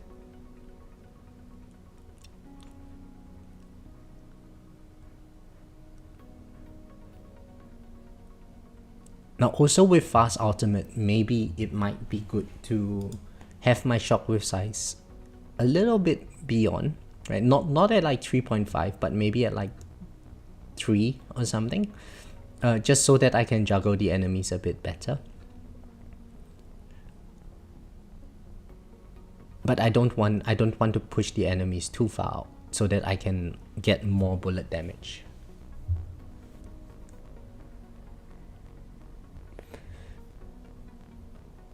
With CF10, I should be able to juggle the enemies well enough, even with fast ultimate.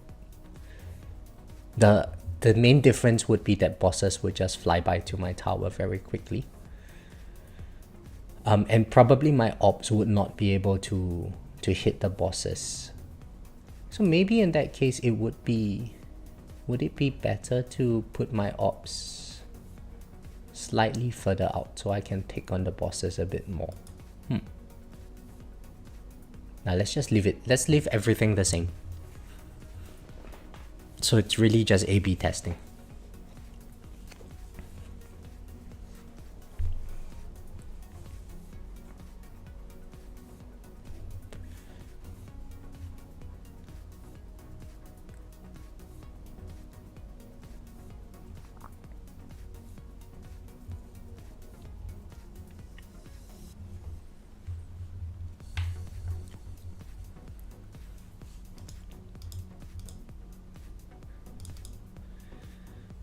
So I got to 2356 the last tournament. Let's pull up the last time fast ultimates came. I think the last fast ultimate battle condition that we had was 2 tournaments ago, 2256, and now 2356. So I got an extra 100 waves from that 1% of EOS in tournaments, which I think is amazing.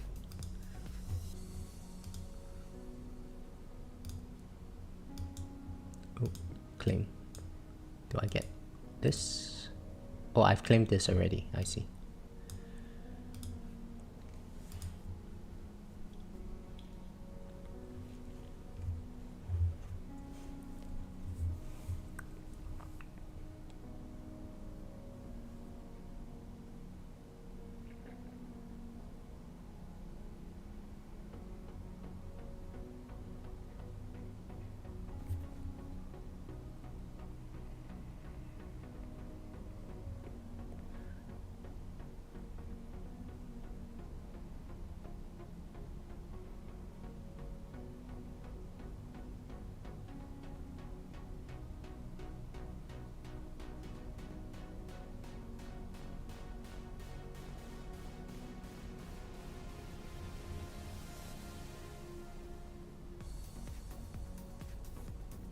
Yeah, okay, so just right there, I caught a glimpse that my shockwave size was just on the outside of my range where my op line is.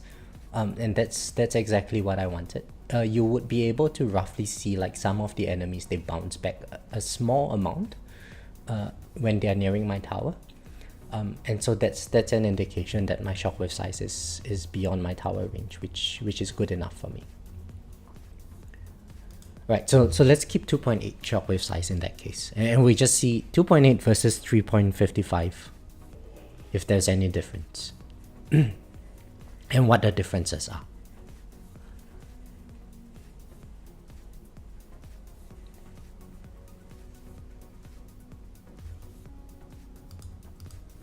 Oh wow, and we have 24 people on stream. So hello everyone. If I didn't say hi to you.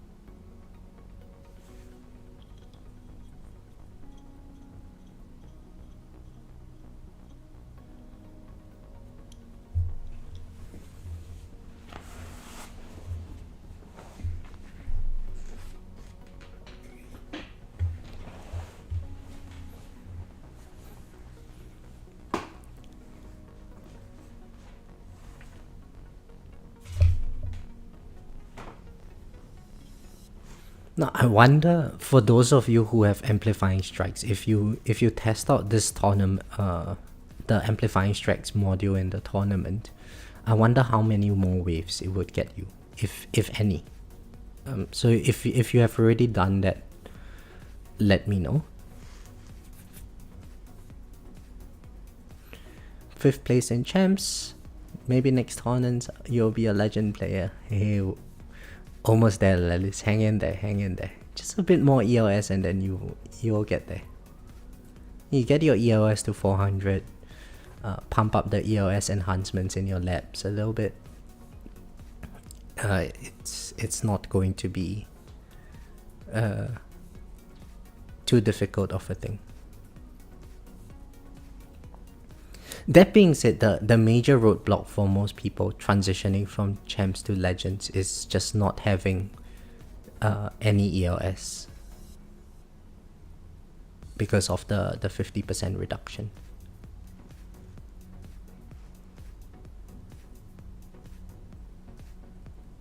I'm doing a farming run right now, and this Death Wave wall might last the entire run. Muffin Top, what is your death wall at? I presume you have kill wall. Oh, another question. Why not bigger range? If no black hole, you don't have to worry about the coverage. Poison Swamp is still beyond your range, right? Yes, Muffin Top. However, when the elites, when fleets and elites come, I do need them to be tagged by my Poison Swamp. So if I put max range, the tip of my Poison Swamp is going to extend beyond my range. And the probability that I get an elite enemy or a fleet enemy tagged by my Poison Swamp is going to be reduced. And that's going to cause me a lot of issues. So I think 100 is a sweet spot. Any further, I'm going to start losing out on more and more coverage on my Poison Swamp. 100 meters is just beyond the 50% range of my Poison Swamp. Any lesser, the fast ultimates, they're just going to bring the bosses into me and kill me.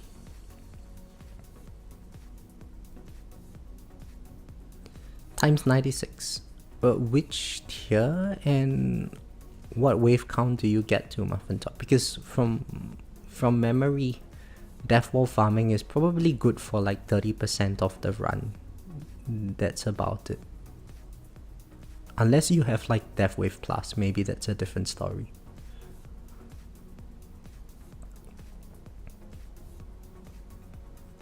My strategy is to keep getting 5th for 2 more months, and I will have GT Plus. Lelis, I'm not sure if that's the best idea. You might want to just yo-yo between champs and legends. You might get more stones that way. Oh, tier 1 farming to wave 7,000. I see. Okay. Wait, you have You have amplifying strikes and you're farming tier 1. Aren't you able to get to higher tiers now?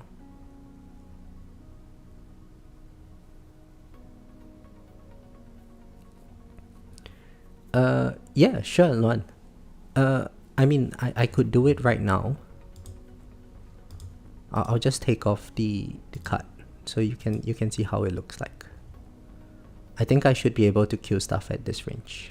There, you can see the new swamp? It's just barely outside my tower range. And then I'll put it back in. Okay, so this is how it looks like without the cut mastery. And then this is how it looks like with the cut mastery. So it's like a bigger green ball.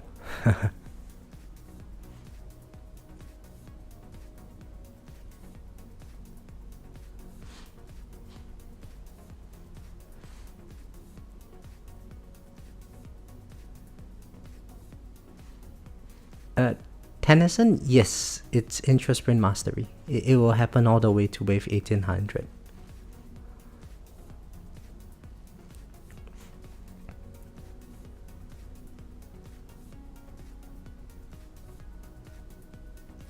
By the way, Luan, my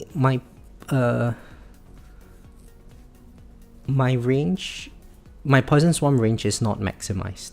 The cut mastery is at level 7. I'm holding back on the last 2 levels because right now my Poison Swarm radius is, without the cut mastery, wholly contained within my Primordial Collapse black holes. But when I switch to tier 17, if I do run like 43 meter range, I'm not sure how the range interactions will look like back when I get there. So I'm holding off on getting the Poison Swarm card maxed out. Getting the AoE card maxed out. Is it a 45% increase? No. Oops.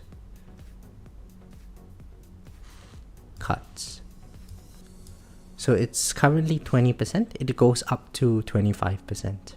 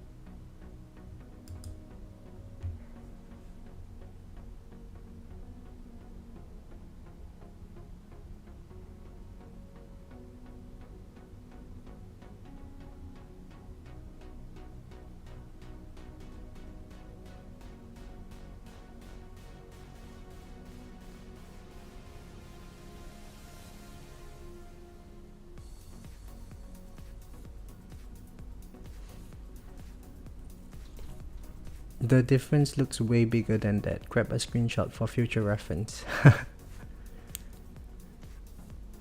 The difference looks way bigger than 20%. Yeah, maybe. It might be bigger than that because it might extend or it might multiply the Poison Swamp radius lab. I'm not sure how the math in this game works, but if it's my Poison Swamp radius is at like 1.16 or something at the moment, and so maybe it might be 20% times 1.16, which is like 1.30 something. Yeah, Fat's math.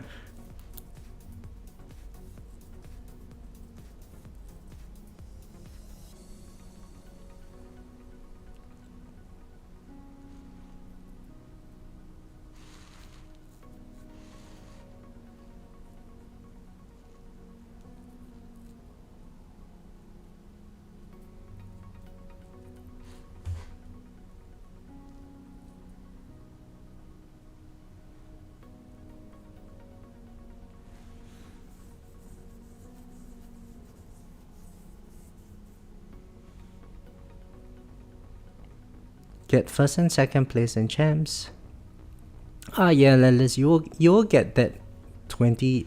You'll get that first place naturally over time. So you don't have to worry about it. As your ELS and all gets higher, your wave count, module levels and so on, your wave counts will naturally just improve. And you're probably right. It's probably like 20 to 40 stones more per tournament.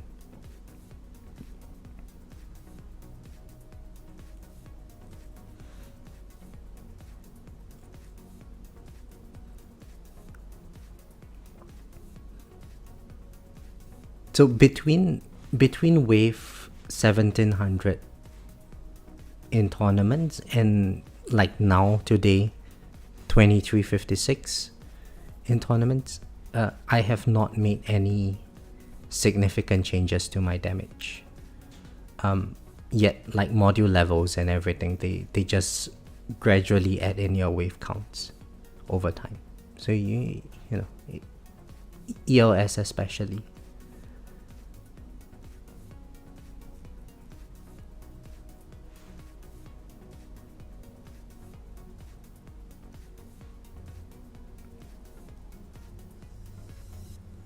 Do I use intro sprints during farming runs to skip the early stages? Zadara. Yes, and hello. Yes, I do. Pros. Well, there are so many. At the start of the runs, the enemy spawns are very low, so you don't really get much coin with it anyway. So intro sprinting through those waves, you don't actually lose that much. Secondly, when you intro sprint, you max these two things very quickly. If you do not intro sprint, it's going up level by level, and then you click on it for like the span of like 60 waves. For me, 50-60 waves before I max out both of this. But if I use intro sprint, all of that is done in like 1 minute, less than a minute. So yeah, I don't think there's any cons of intro sprint in farming runs. In milestone runs, especially for tier 20, tier 21, I can't use intro sprint. I wouldn't make it past intro sprint before the fleet enemies kill me.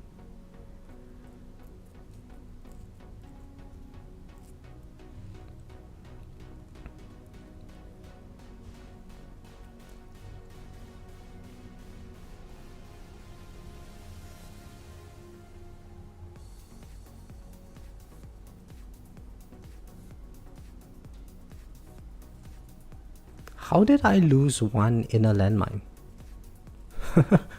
What happened there?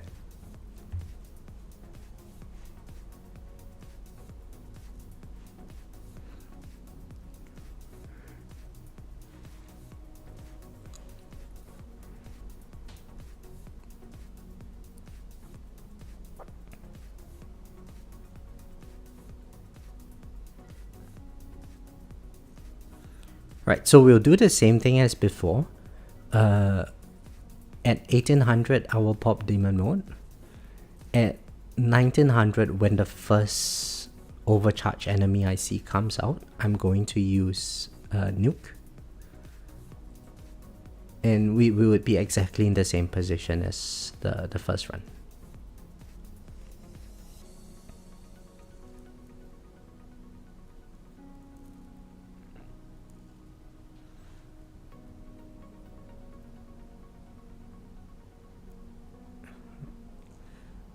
Still in the early game, but good things to learn and think about for later down the road. Oh yeah, you're most welcome, Zadara.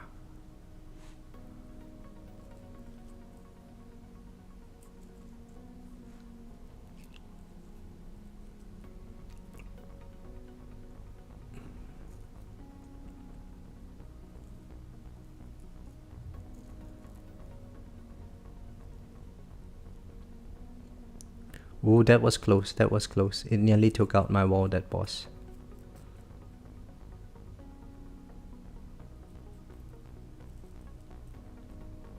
Die, don't break my wall. Yes, alright. Oh,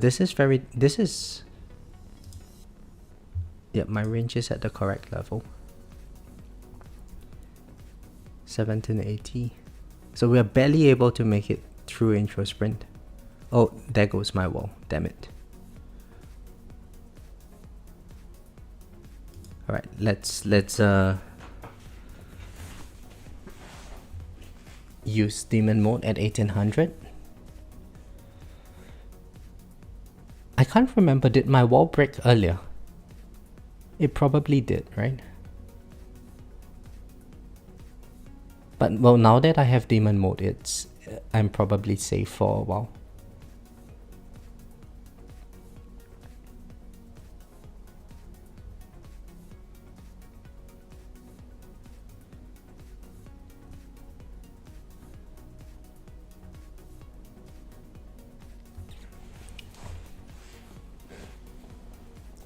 Oh, and I'm not sure if you guys actually know this.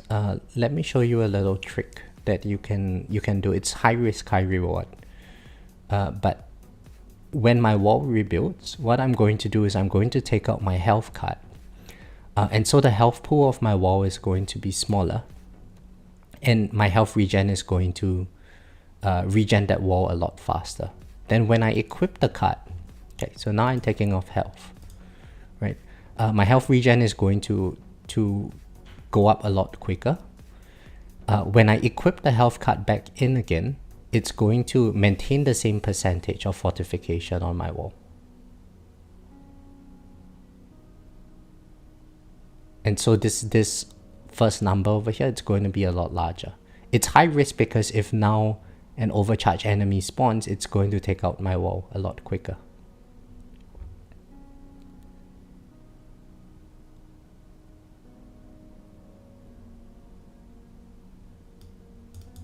Okay, so I think at 1820 there would be a fleet. I'm just going to put this on for safe measure.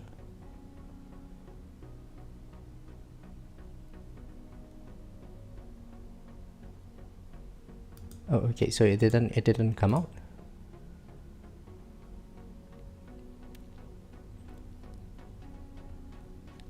And this way my wall regens a lot faster as a percentage, even though the base regen stays the same. Oh, there we go. So there was an overcharge. Now I can't put in the card because there is a fleet. And so when this overcharge shoots me, and it will shoot me, it's going to chunk me for a larger percentage of my wall regen. Right, so for the next 30 waves, I'm safe, which means I've got 30 waves of regen. And hopefully that brings the overall regen that I have a lot higher.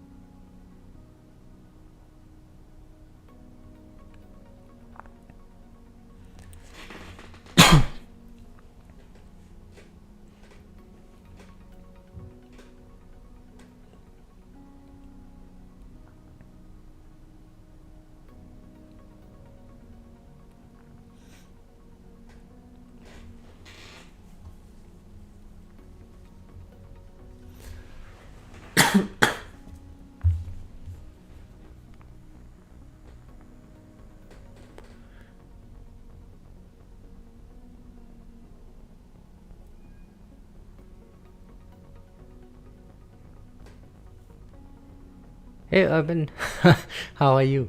How are you? Yeah, long time no see.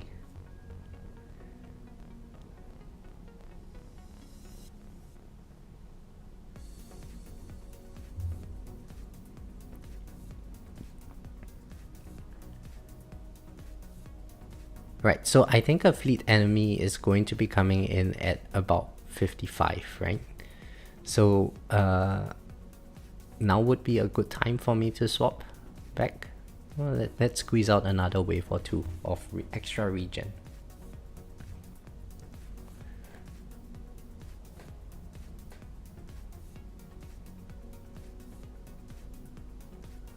Okay, next one is a boss wave.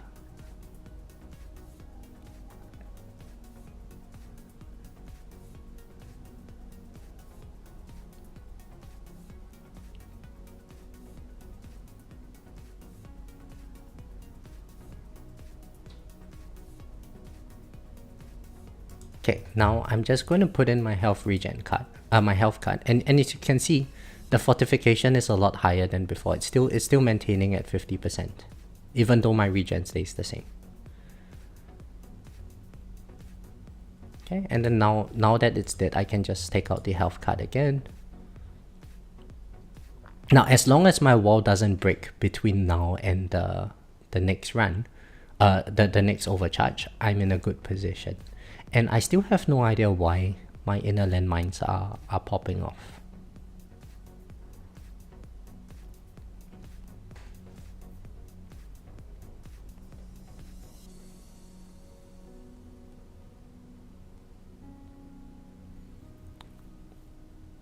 Just arrived from Joy. What do I think about the new module? Yeah, it's good. It's good. More damage is always good.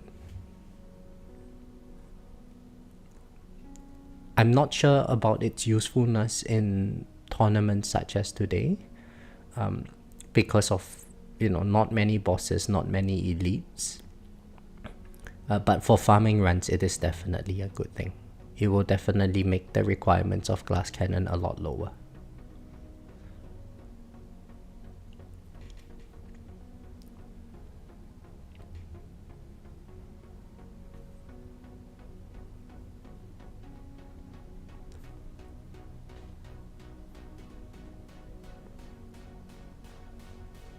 Should you get it? You're around 63 Len. If you have the gems for it, there is no harm in having the module. But it really depends on what other modules you might need. If you have other modules which are, in your opinion, more useful, then you could probably hold off on the stones. Hold off from the gem spending.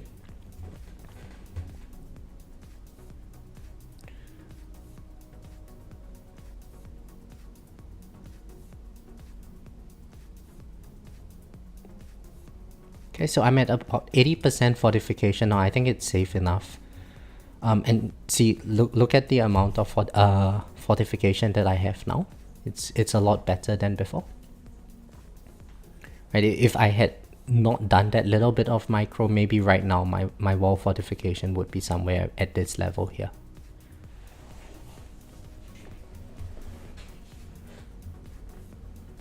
Hey Swift. Oh, thank you very much. Enjoy your night out.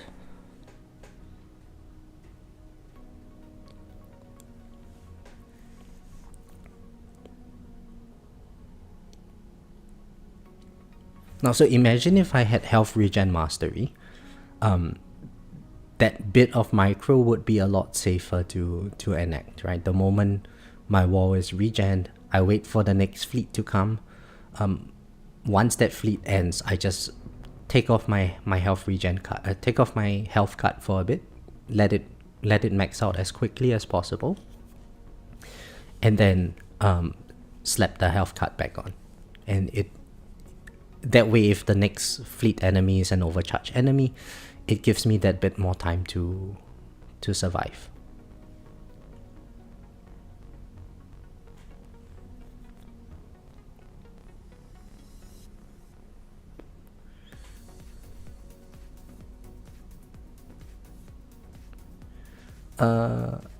You have death penalty legendary. Yeah, well, if you're using death penalty in your tournaments, then you, as I mentioned, it's not really going to affect tournament performance by much, I would say. But for farming runs, it's very good, and you don't really use death penalty in farming runs.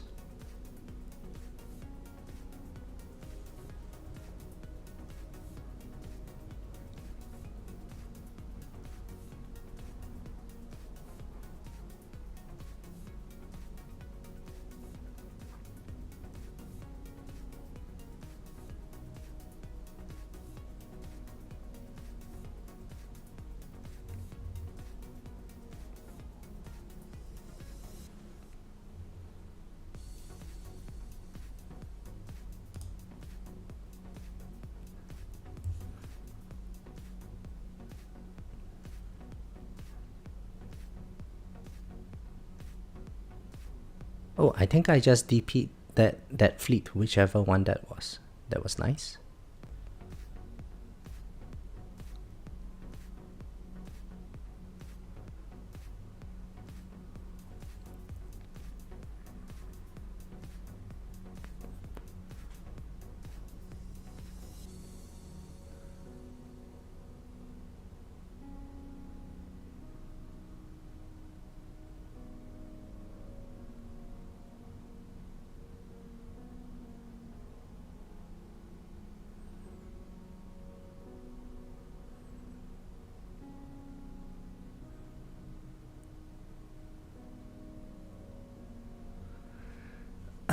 Luan, why some enemies look to be stunned way beyond my range on the corner of my screen? Like somewhere here, right? Yeah, that's because I have knockback. So if my bullets knock the enemies back when maybe they come in, they touch my poison swarm, and then they get knocked back, they fly out, and then they remain stunned there for a bit until the stun is off. I think I'll try to get it so I can, when I change the glass cannon, I'll be ready. Yeah. And you know, if eventually we want all the modules at 5-star anyway, so it doesn't matter when you get it, you will have it eventually. Hopefully, you know. Until today, my black hole digester still sucks.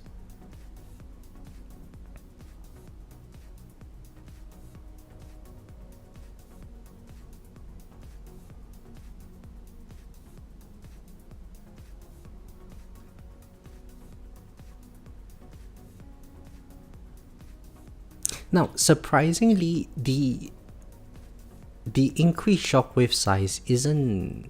the reduced shockwave size isn't doing what I'm expecting it to do. I'm sure I'm getting more projectiles. But it does seem like a lot of the enemies are still getting stuck at my poison swamp radius. And I'm not complaining, it's a good thing. It's like less juggling requirements for me. But maybe looking at the way things are going, the wave count might not be as different as I thought it would be. But let's see.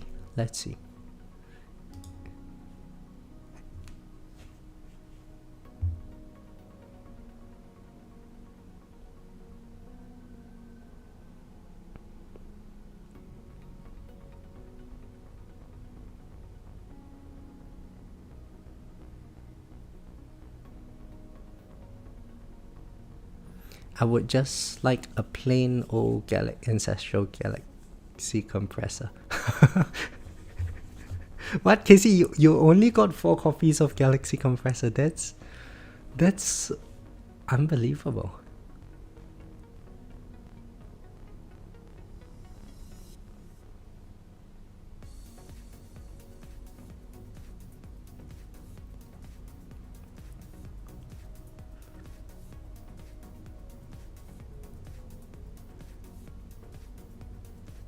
Oh, that boss nearly took out my wall. Oh, right. I'm supposed to use my... shit, I forgot to use my nuke because I presume I death penalty that overcharged enemy before. So, what should I do with my nuke? Let's wait till the next overcharge enemy comes and then we DP it. We nuke it. Oh, and there goes my wall. Okay. So again, let's wait for the wall to rebuild. When the next fleet enemy comes, if it's an overcharge, I pop nuke. And we should be good to go.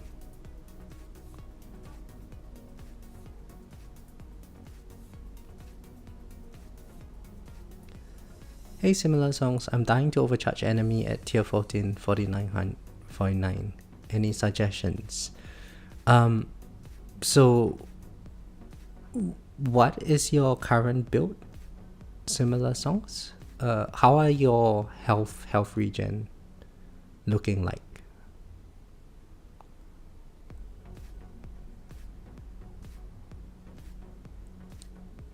And like, what is the reason you are dying? Is it because your wall is not up when the overcharge enemy is spawned?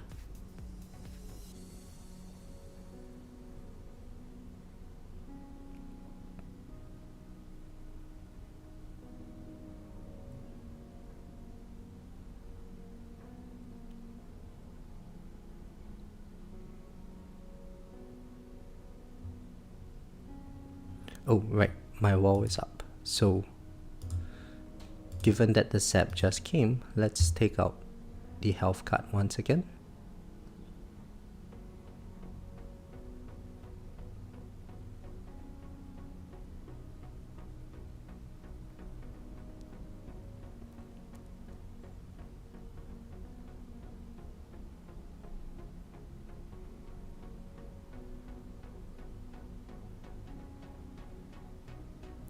Hybrid regen is about 115 trillion per second. The wall is up when overcharged enemy spawns by running mid-range. So there's always some damage from enemies in the black hole. And those enemies take out your wall instantly, is that right?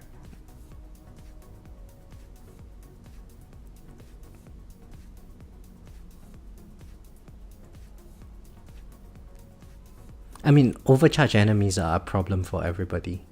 The only way to reliably deal with them in farming runs is to kill them as quickly as possible. So ELS and just damage would probably help. They are annoying to deal with. One thing that you could use is second wind mastery. So if you're able to clear the 49.99 overcharge, then if it takes out your second win, you'll be fine when the next fleet enemy arrives. Or an alternative is to time your demon mode to ensure that it's going to come up at 4499.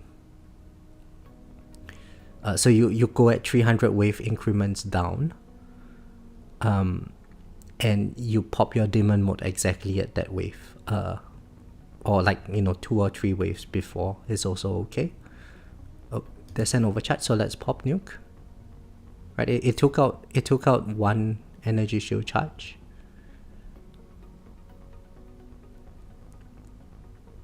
And so similar songs, sorry about that. That way you will ensure that, you know what, I'm too lazy to micro, let's just leave it on. That way you will ensure that when the overcharged enemy at 4499 spawns, your demon mode is on, so it will not be able to take out your wall, and then that will get you that extra few waves.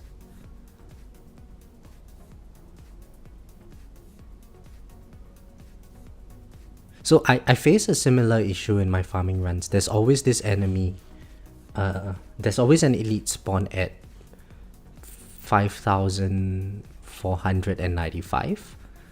And so I just time my demon mode to go off at like 1950.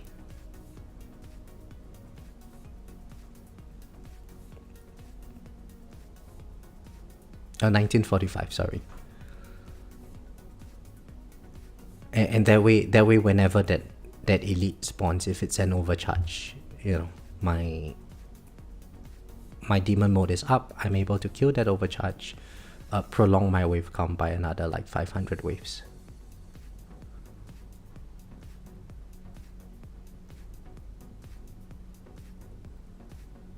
The problem for AFK runs, second wind triggers early and the demon mode is activated, and then second wind is not refreshed in time.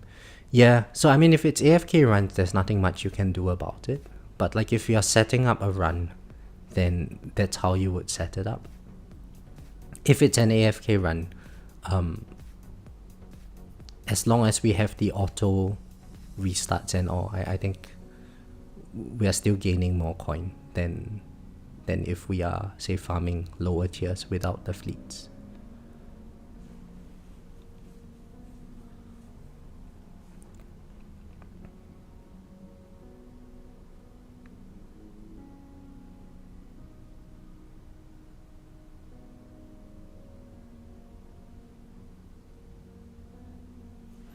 So let's see the bullets at the moment.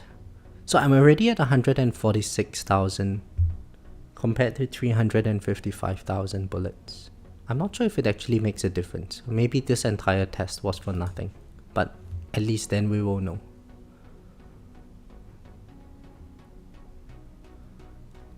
Maybe something I could do next time would be to reduce my knockback force.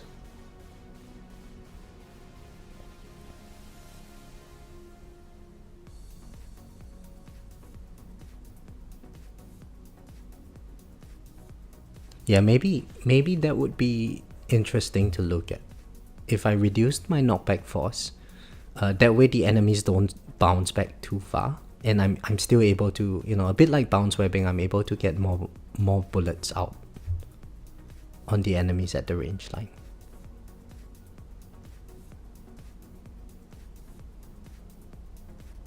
Yeah, so maybe the next tournament, let's try to do that. We will try knockback force. We'll play around with knockback force together with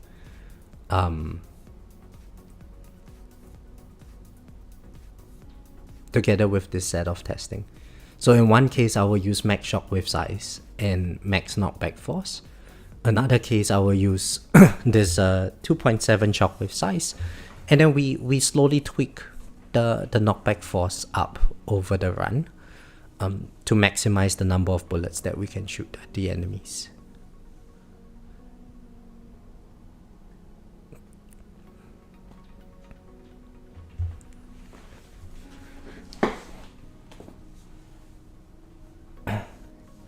You want to try the SS modules?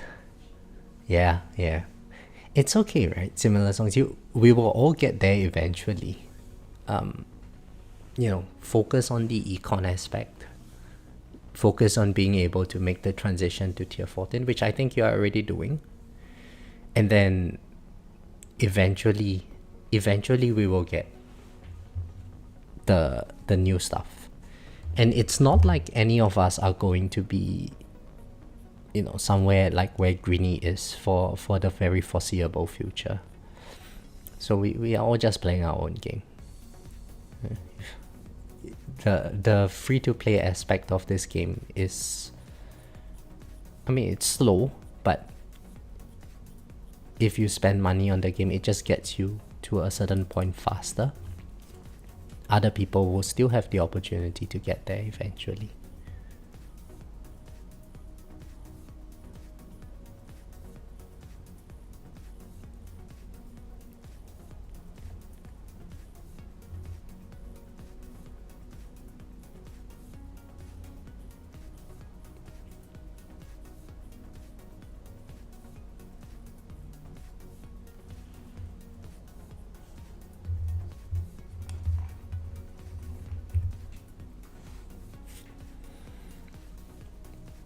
But yeah, the game can get very pricey if like you're regularly spending. I didn't realize how expensive mobile games nowadays are.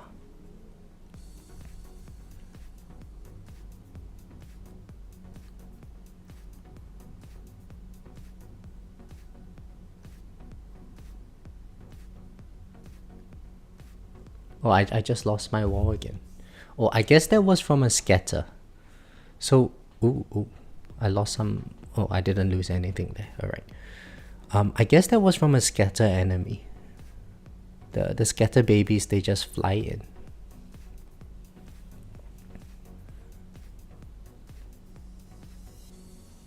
That didn't seem to be an issue in the previous run. I'm not sure why it's an issue now. But well, let's hope that no overcharge enemy comes in anytime soon. At least wait for my wall to be rebuilt. So maybe in this situation, like having 120 meter range would be better. Or see, an overcharge enemy came, it just took out everything. So we are exactly at the same position as before, right? The 2100 boss was nearly able to hit me, but thankfully demon mode is up right now.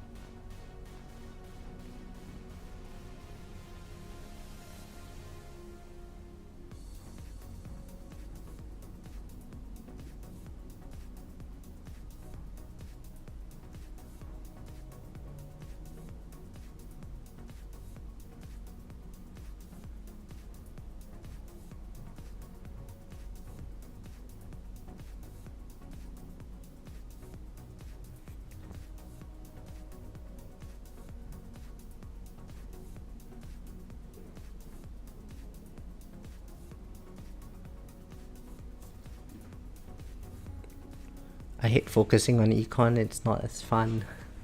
I know I should invest in GT Plus, but it's just too boring.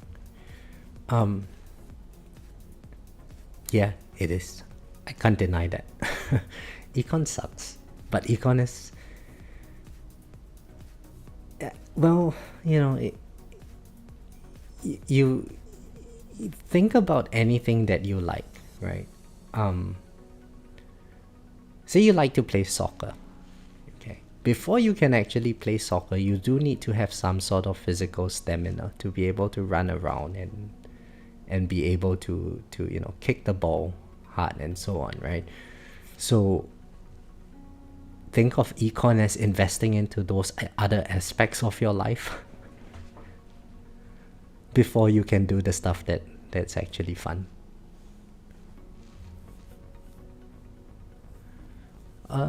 How did the partial differential equations go? You mentioned that you might have not to differentiate with respect to some of the variables. Did you have to do that in the end? Yes. So that part, yeah, I just ended up using the Leibniz integral. And let me remember what I did now. Yeah, I used Leibniz integration. The variable that I was differentiating with respect to was just one of the parameters. I didn't have to use the chain rule in that particular proof. And the main reason for that is so I'm not sure what the mathematical portion of it would be specifically, but in economics, when we are checking for profitable deviations in perfect Bayesian equilibria, we are holding the on-path actions fixed. So that meant that parameter, even though in my model that parameter sort of depends on two other parameters, or that variable depends on two parameters, when the other variables change, that equilibrium variable does not change. So when I take the partial differentiation of it, I just needed to apply Leibniz on the control variable, not on the actual variable that I have. Not sure if I explained that in the best way, but it's been a while since I did that proof, so you know, a bit rusty there. Oh, but thanks for remembering. I would have forgotten about it as well if you didn't mention it.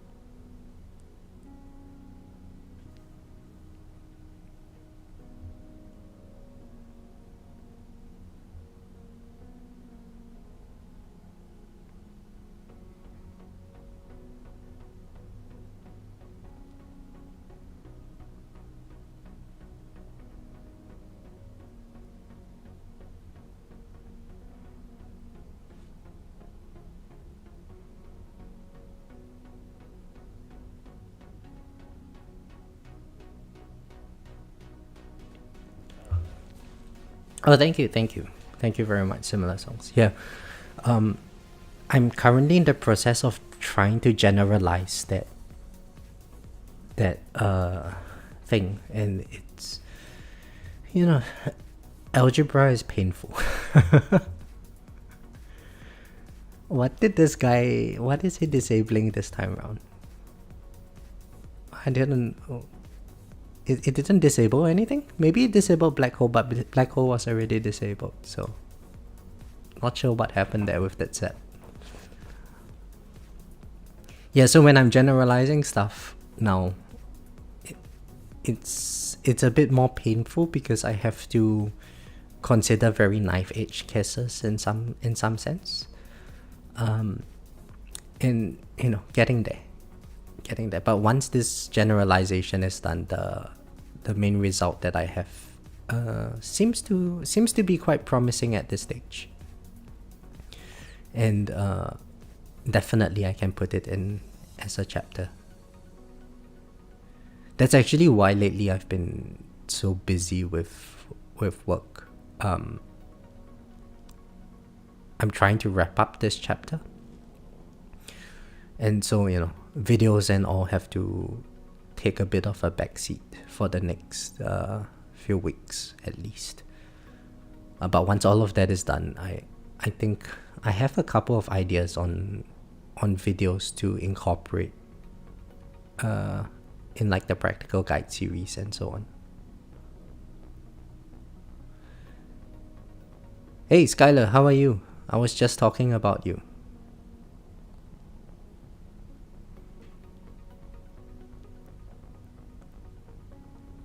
Oh, there's an overcharge. Look at it chunking me out. Piece of shit overcharge. Yeah, I entered early. I have a very busy day ahead.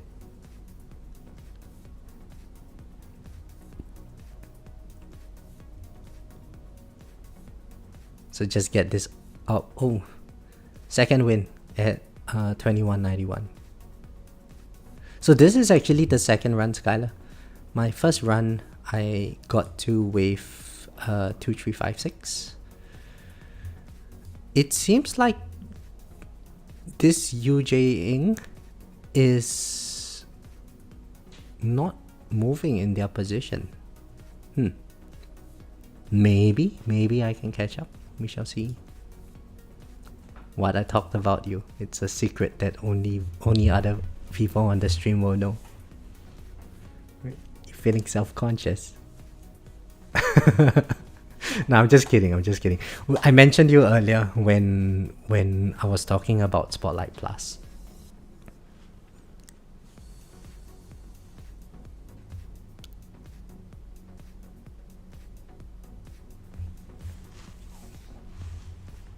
And oh yes, I also mentioned that you cleared 4500 tier 19. So when I get the new module to Ancestral 1 star, I will clear tier 19 as well. You're officially my guinea pig.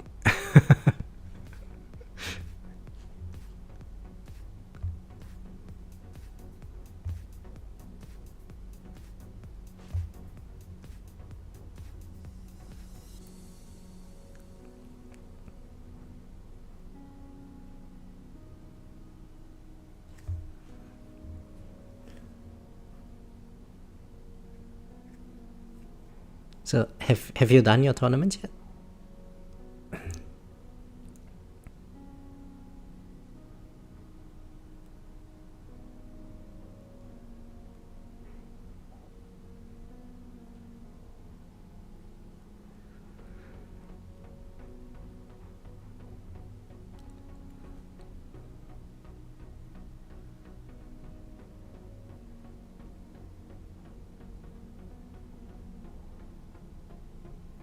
Your save got rerolled.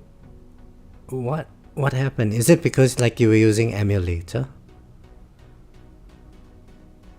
Oh no.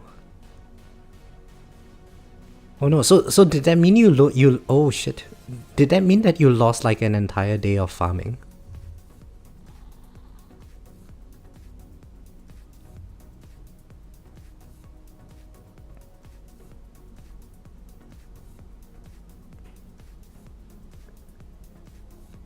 Lost 2Q and your 4500 record.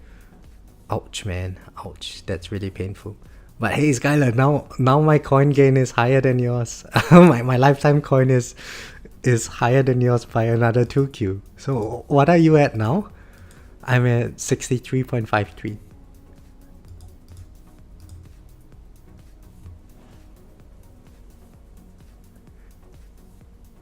Haha, this is how I will catch up to you over time, Skylar. Get more cloud safe issues.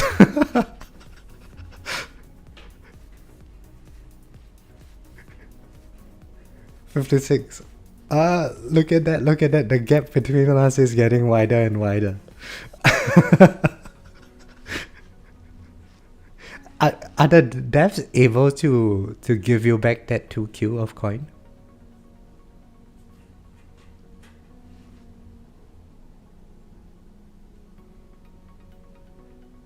You switch a lot from your phone and emulate. I see. Is that the first time it has happened for you?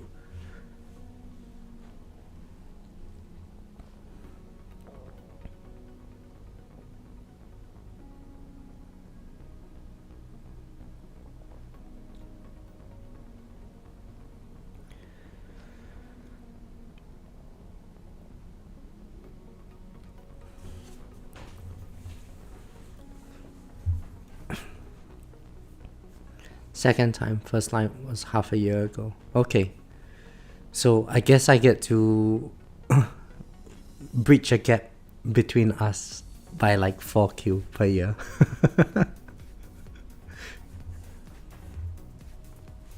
I mean, at some point it's not even going to matter anymore because like those at the top, like beyond us, they are farming like what 2Q every run nowadays, and like every 4 hours 2Q. Crazy.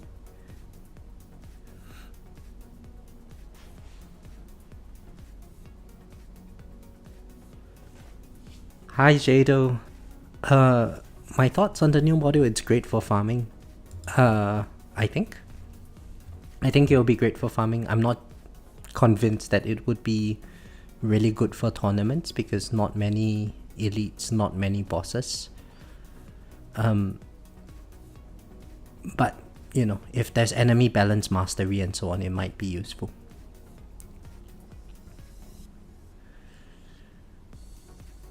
But Skylar would be better to ask because I don't actually have the module at Ancestral yet.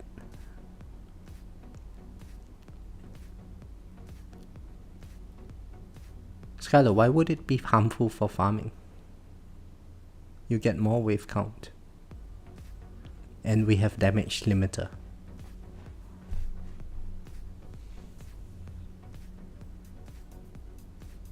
Which means we get to extend our wave count by a lot further.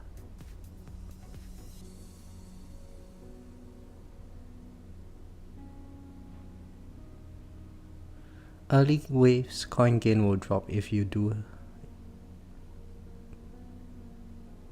It will drop a lot if you have the damage slider. Why would it drop a lot if you have the damage slider? Did you mean if we don't have the damage slider? Oh yeah. Yeah, so if we have the damage slider, I don't think it's an issue.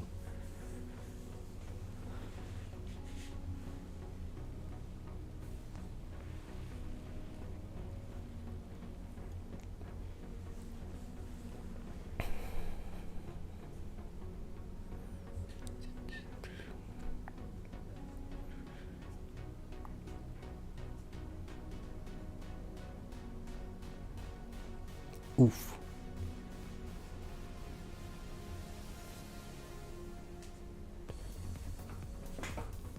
$22.67. Hang on. There might actually be a difference in wave count this time around, guys. I'm nearly dead, and we are about 100 waves lower than what we were previously.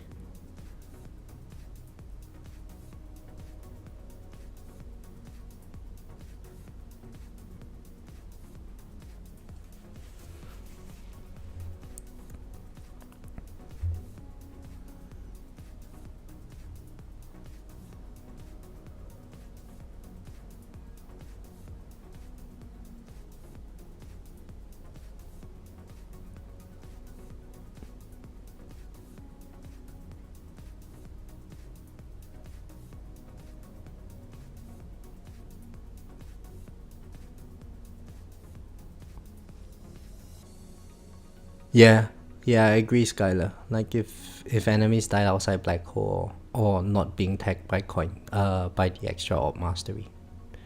So I'm thinking of banning or locking my bounce shot chance. Like put it to like 0% bounce shot chance in farming. So that way I get to tag everything. And especially since you know, chain lightning, it's going to reduce my chain lightning damage significantly, but I think the coin gain is still going to be much higher.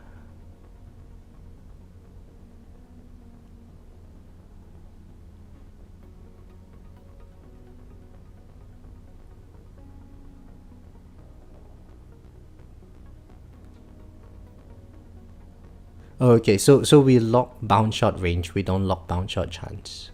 Alright, I just died. Now let's check out the stats. Again, let me screenshot this. Oops.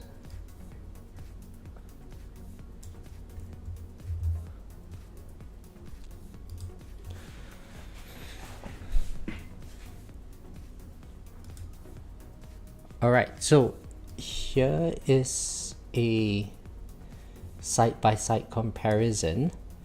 In the previous run, I had 355,000 projectile count. Currently I have 351, but I've gotten about 60 waves lesser. So I think we would have gotten more projectile count in this run, slightly more projectile count. But it wouldn't have been significantly more, even though I reduced the shockwave size. The next thing is in terms of the damage breakdown. So let me see. Chain lightning damage this run only did 6.59 AA damage. In the previous run it was 24.13 AA damage. So I guess over the next 60 waves I would have supposedly gotten 18 AA more damage in my chain lightning. Death ray damage is also about 10% of what it was previously. Orb damage, I got another 10,000 hits from orb damage in this run compared to the previous run. So I get a lot more orb hits with this lower shockwave size, and I guess that makes sense because my enemies, the enemies spinning around the tower being juggled, they are going to be hit by orbs a lot more.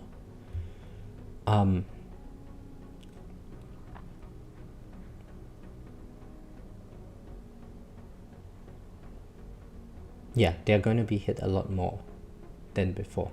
So I think what this seems to suggest to me is that we should do something like this. Let me just start a run here. So I'm going to pull in my extra orbs to put them somewhere in this region. So I'll put all my orbs somewhere in this region over here. And then I get my shockwave size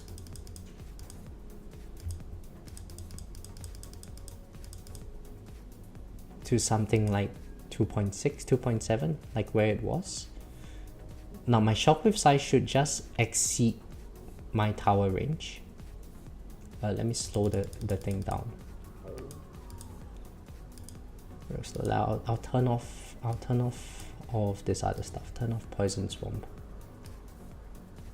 so it becomes easier to see. Heck, let's turn off death wave, chain lightning, everything.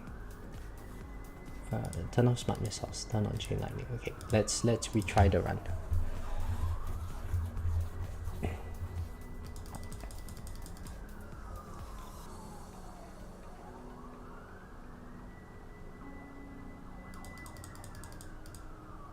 Okay, and so now I bring this up to about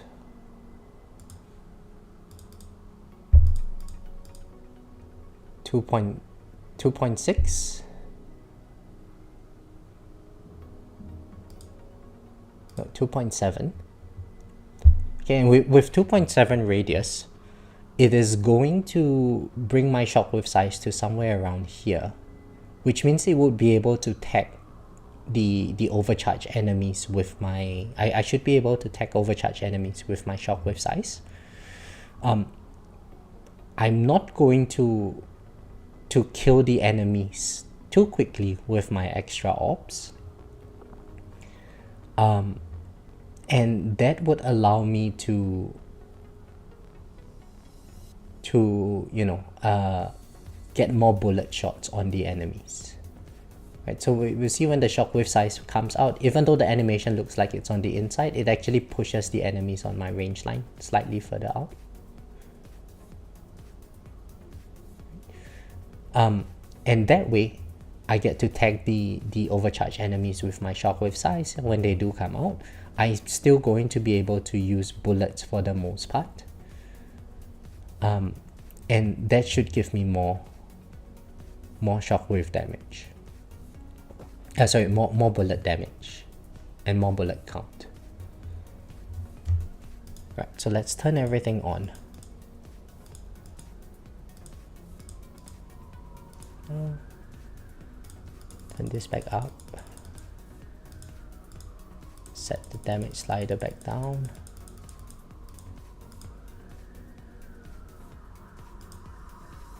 Target priority in spotlight.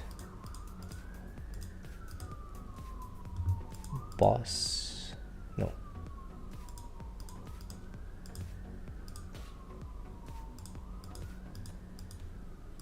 Fleets, tank. Basic. Closest. Bosses, elites. Fast range protector. Yep, and let's go back home. Farming setup. So we'll probably end off at rank 3 for this tournament. Yep,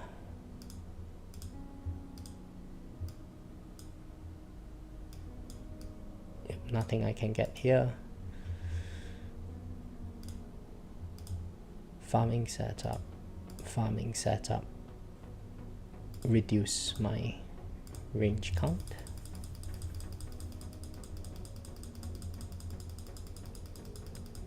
Just got back from a quick errand and my death wave damage was over 1 trillion. It was exciting. I was excited to hit 100 billion before. It just keeps going up. Hey, congratulations, Muffin Top. Skylar, no, I'm not trying webbing. It's specifically for the strategy of seeing what kind of shockwave size to use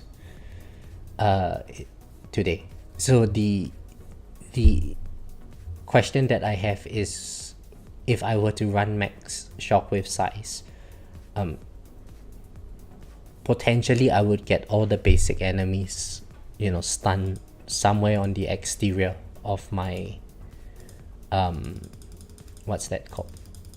On the exterior of my poison swamp. And that way I don't tag too many enemies with the fast ultimate battle condition. Oh yes, I need to change my modules. Okay. So equip this. Equip this. This.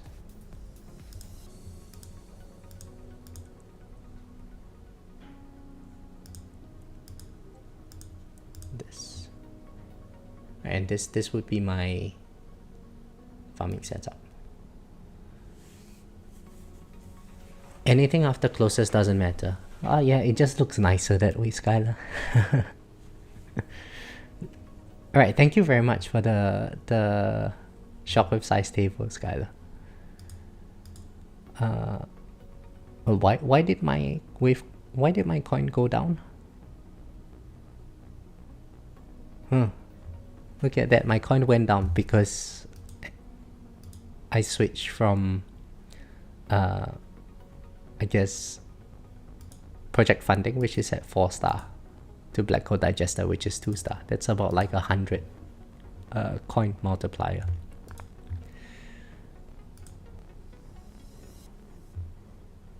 There's nothing that I can upgrade here. Yeah, let's just leave it at that and start the farming run. And I actually do have to go get my day started. Getting a bit late now.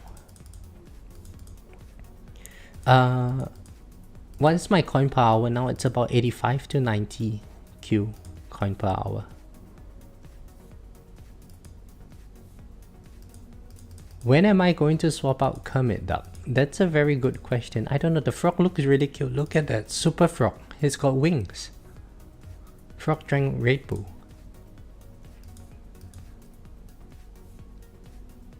It looks so pretty. I don't really want to swap it out. That's like me. I'm the frog waiting for the princess to come and kiss me.